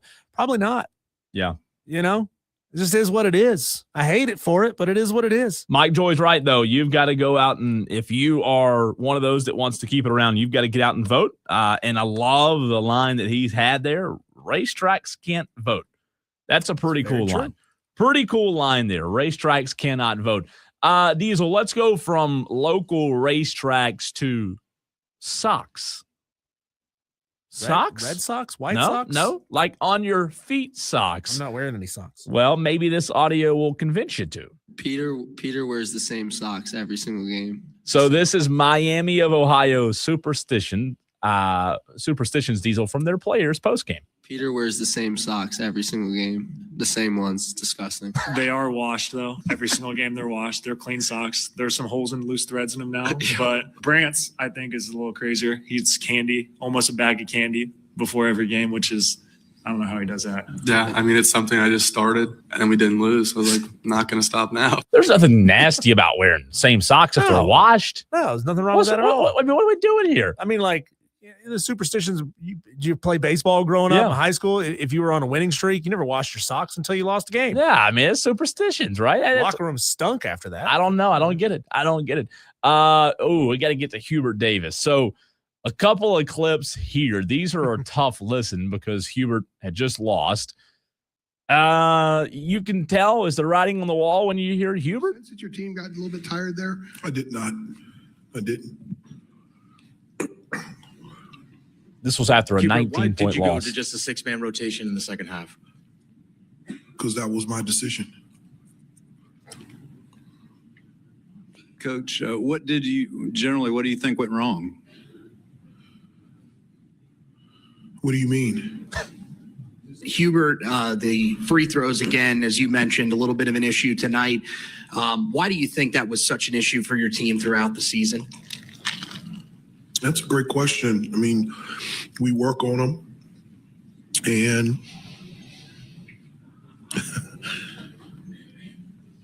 did you say? So some tough audio there. Again, that's after they blew a 19-point lead to VCU. Diesel. You just didn't get a lot from Hubert Davis. Why'd you only rotate 6? Because that's what I decided to do. Yeah, that was kind of weak, right? Yeah. I mean, I get that he's upset, but like, I don't know. You can kind of get the sense that there might be some writing on the wall. So obviously he's very frustrated there. I mean, he could have gone the other direction and been a jerk about it and turned into Mick Cronin and said, well, how about this? How about next time we're in a situation like this, I'm going to come and find you on press row and let you decide how many guys we're going to rotate, how often we're going to rotate them, how many minutes they're going to get per game. You're going to decide these things. And let's see how you do with it. He was asked if he thinks there's something missing. I enjoy and love all of it. There's something inherently missing, an ingredient, or is it just fluky things that happen in March and it doesn't necessarily speak to anything larger than that? That's a big thinking question, and I apologize. I'm just not there right now. Just really sad that we're not continuing to play and to move forward, because I have loved and enjoyed this team. I enjoy and love all of them, but I've just really enjoyed coaching this team, and I really wanted this group and these kids to experience more. And so, but other than that, I'm just thinking about these guys. That's a question the AD asked Hubert Davis when the season's over, right? Like, what's the missing piece? Is it fluky, tournament? There's something there. But North Carolina, again, they are not living up to the expectation. How about Kim Mulkey? You said be a jerk? Well, Kim can be a jerk. Probably 1,000 times at this point, but then don't ask. I'm asking 1,000 at once. If you know the answer, don't ask the same question. It's like a teacher that comes to class and for 3 straight days they're teaching the same lesson, right? The teachers Teach love me me. something new. Right. It's a nuanced way of asking it, but how are you approaching the emotions of this being Flauger's last weekend? I don't mind you asking. I'm just picking on you. I like Kim, though, because hers, for the most part, these are all in fun. Yeah. She is a little bit of a jerk, but most part, it's in fun. Not big. There are others who don't. Who was the guy after the game a couple of weeks ago in the hallway that was that Mick Cronin? Oh, that was Mick Cronin. That was because come on, dude. That's right. What do you mean? What are you asking me that question for, dude? I think we had this audio last week, Diesel, but High Points coach, he's on this train. High majors need to play mid-majors early in the season. This was before they lost last night, of course, but after their first win. First NCAA tournament game, Coach Klayman. It looks pretty obvious to me that high majors need to play mid-majors during the season because they said we ain't played nobody. We played somebody now. How'd you do it? Feels unreal. Because I know how good of a team we had, but nobody would play us, just like they wouldn't play Miami, Ohio. But they got to play us in this tournament. Nobody would play us, but they got to play us in this tournament. I do wish that these conferences mandated that schools left at least 2 open dates in their scheduling so that the NCAA or their conference or whoever it might be could make sure that they get opportunities to play these types of games. I mean, these athletic directors, and we had audio. I don't think we ever actually played it. We had audio of Frank Martin saying last week, he was like, when the SEC was only getting 3 teams in, we decided to go and rig the system. We decided to downplay the RPI, which was not in our favor. So we created these new metrics that were in our favor. And then we said, these are the most important metrics we got to use. And all of a sudden we're getting 8, 9, 10 teams in this thing. So they are stacking the deck. These big conferences are 1,000% stacking the deck against the little conferences to make sure they can gobble up every single tournament bid they can possibly get. And as we're talking about expansion of the tournament, the expansion is going to be more SEC, Big 10, Big 12 teams in. It's not going to be more High Points. It's not going to be more St. Mary's. No, 100%. Did you hear, Diesel, what Dawn Staley did in the first round with the gift giving? Have you heard this yet? I have not. This is incredible. Another reason to love Dawn Staley. Here's the audio, then I'll explain after. A couple of them just said, you smell good. What are you wearing? Like a couple of them. And I'm like, told him what I was wearing. And then when I got home, my friend who works at the Louis store had sent me, some samples of what I wear. Let me just give them to them. And I just had enough of them to give to the entire team. And that was it. It was just a small gesture. I had them. I probably wouldn't use them, and they could utilize them. So Dawn Staley gifted the entire Southern University team Louis Vuitton perfume after the 69-point win, by the way. Ouch. But you know what? That's Dawn. Here, this is to cover up the stink that you just put on the court today. That's Dawn, right? Like, that's pretty cool. Yeah. That's pretty cool. Bigger than basketball. How does she have that many samples? When you're Dawn Staley, they just, Yeah, your friend just sends, normally a friend sends you a sample. She sends you like one or two, Yeah. not a whole case. No, she's got suitcases. Dawn Staley is, I mean, she does what she wants. Rick Pitino, God, I hope we don't lose Rick Pitino this year. I don't want him to get out of coaching, but he talked about maybe this will be it. Maybe. I could be out of coaching next year. I really can be. You're 73. And I want to have the greatest time of my life. I said, I'm going to coach this game as if it's the last game I'll ever coach.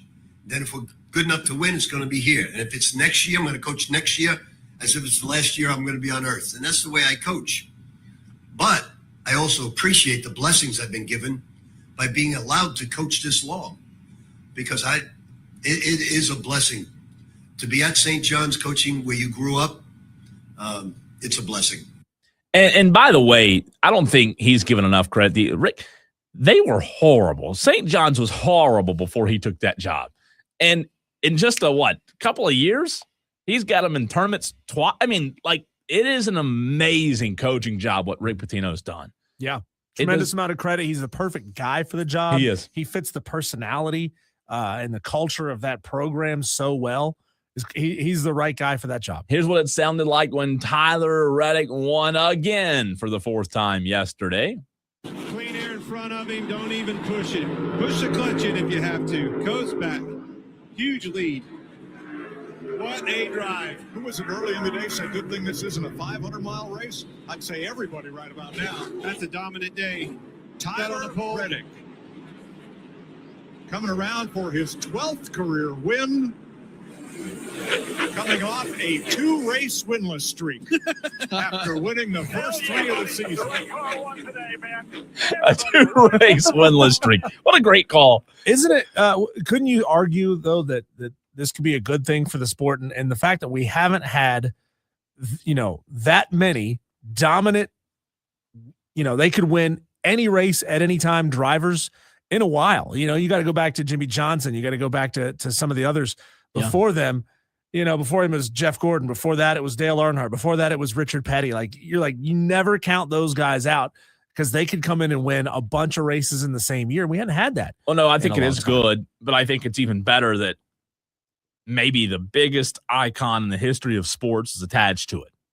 Bigger than LeBron? Yeah, biggest icon. I mean, not better player, but bigger icon. Okay. I mean, I mean, really think about it. Wow. I mean, this success that Tyler Reddick's having, it would be great if it weren't Michael anyways, but the people who aren't NASCAR fans, to have Michael Jordan attached to that and see him at every race, interviews, all the right people, and the biggest branding opportunity is attached to Tyler Reddick.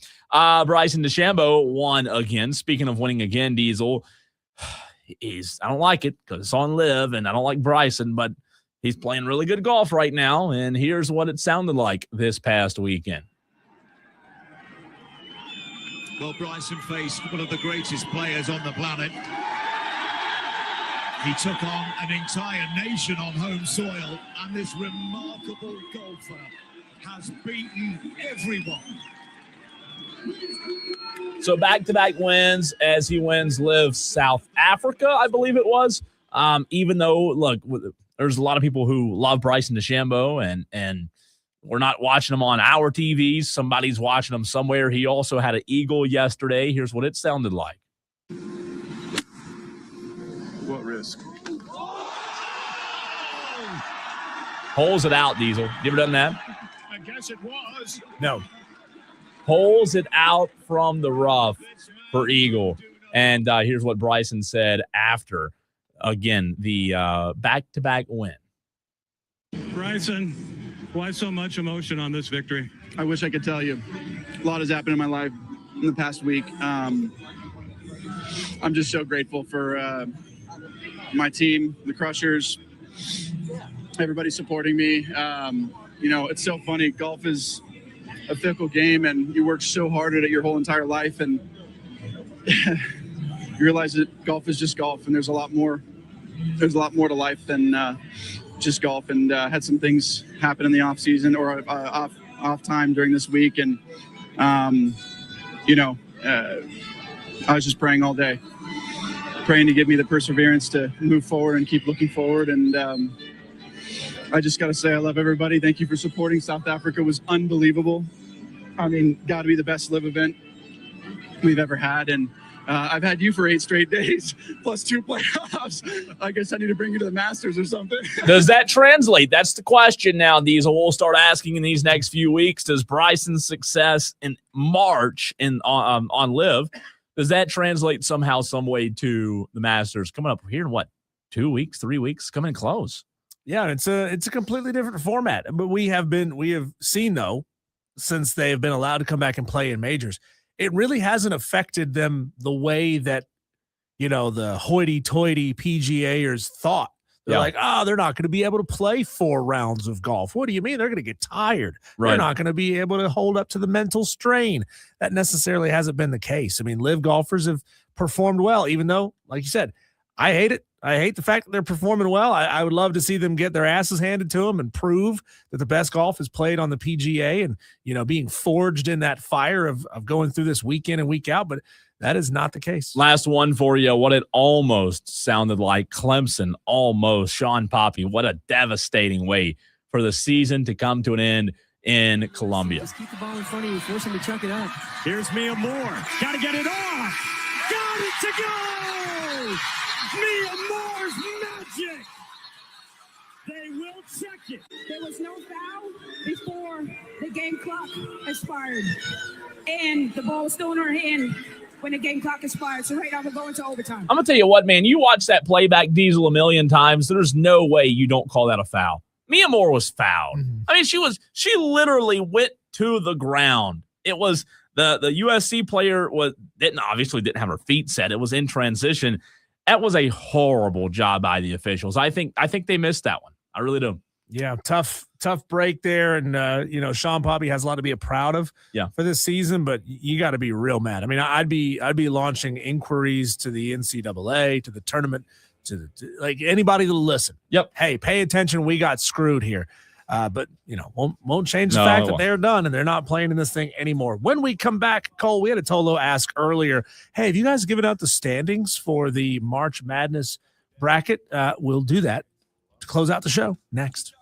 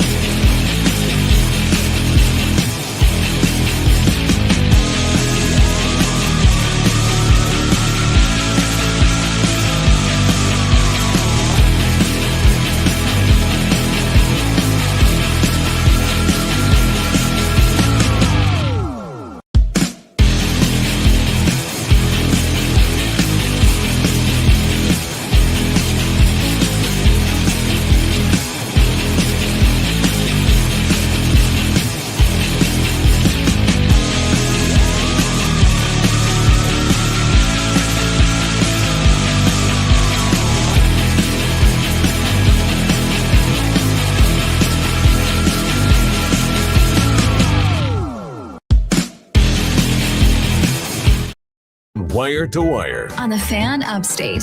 Well, there are two metrics you have to look at, Tolos, if you are part of our ESPN Wire to Wire Fan Upstate bracket. You got to look at how many points you have and your max number of points that you could have, depending on how things play out. And as it stands right now, I'm sitting in number 6. That's really good. Yeah, that's really good. It's not without some blemishes, right? Like I had Vandy making a deep run. I had some other teams making a deep run that ultimately have been eliminated, Cole. But the difference is going to be, for me at least, whether or not Duke wins the national championship. Because a lot of people. 1, 2, 3, 4, 5. 5 Tolos in this challenge above me in the standings have taken Arizona to win it.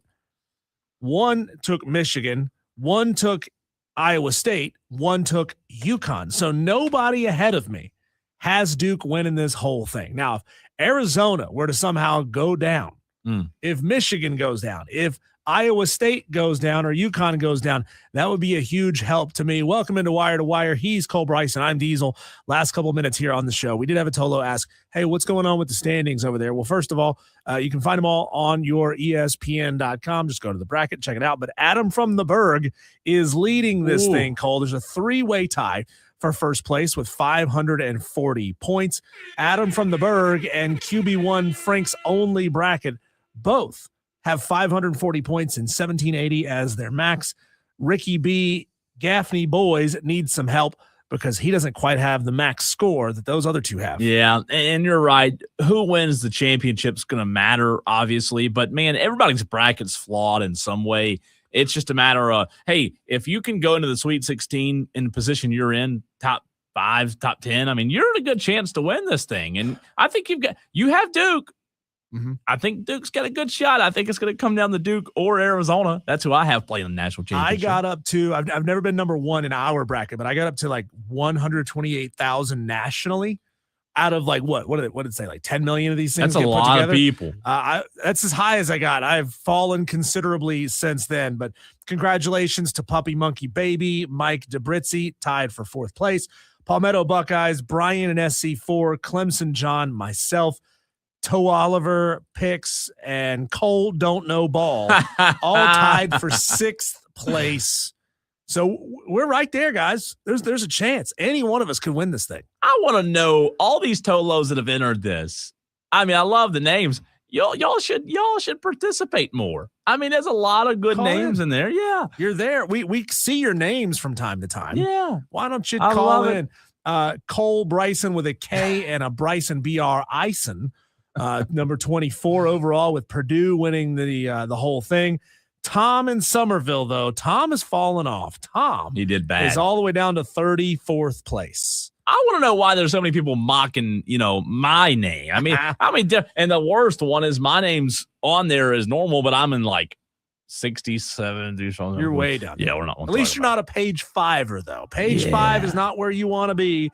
And sorry to my wife, Ashley, a.k.a. Just Guessing, dead last. That is tough. Now, if Houston goes on a run and wins this thing, she could rise up that leaderboard. But right now, it's going to be tough. She could. Tolo's a big Tolo Tuesday tomorrow to South Carolina. Take care of business tonight against USC. Who's the real USC? Plus Rocco Miller. Bracketeer.org. A big Tuesday show tomorrow right here on the Fan Upstate.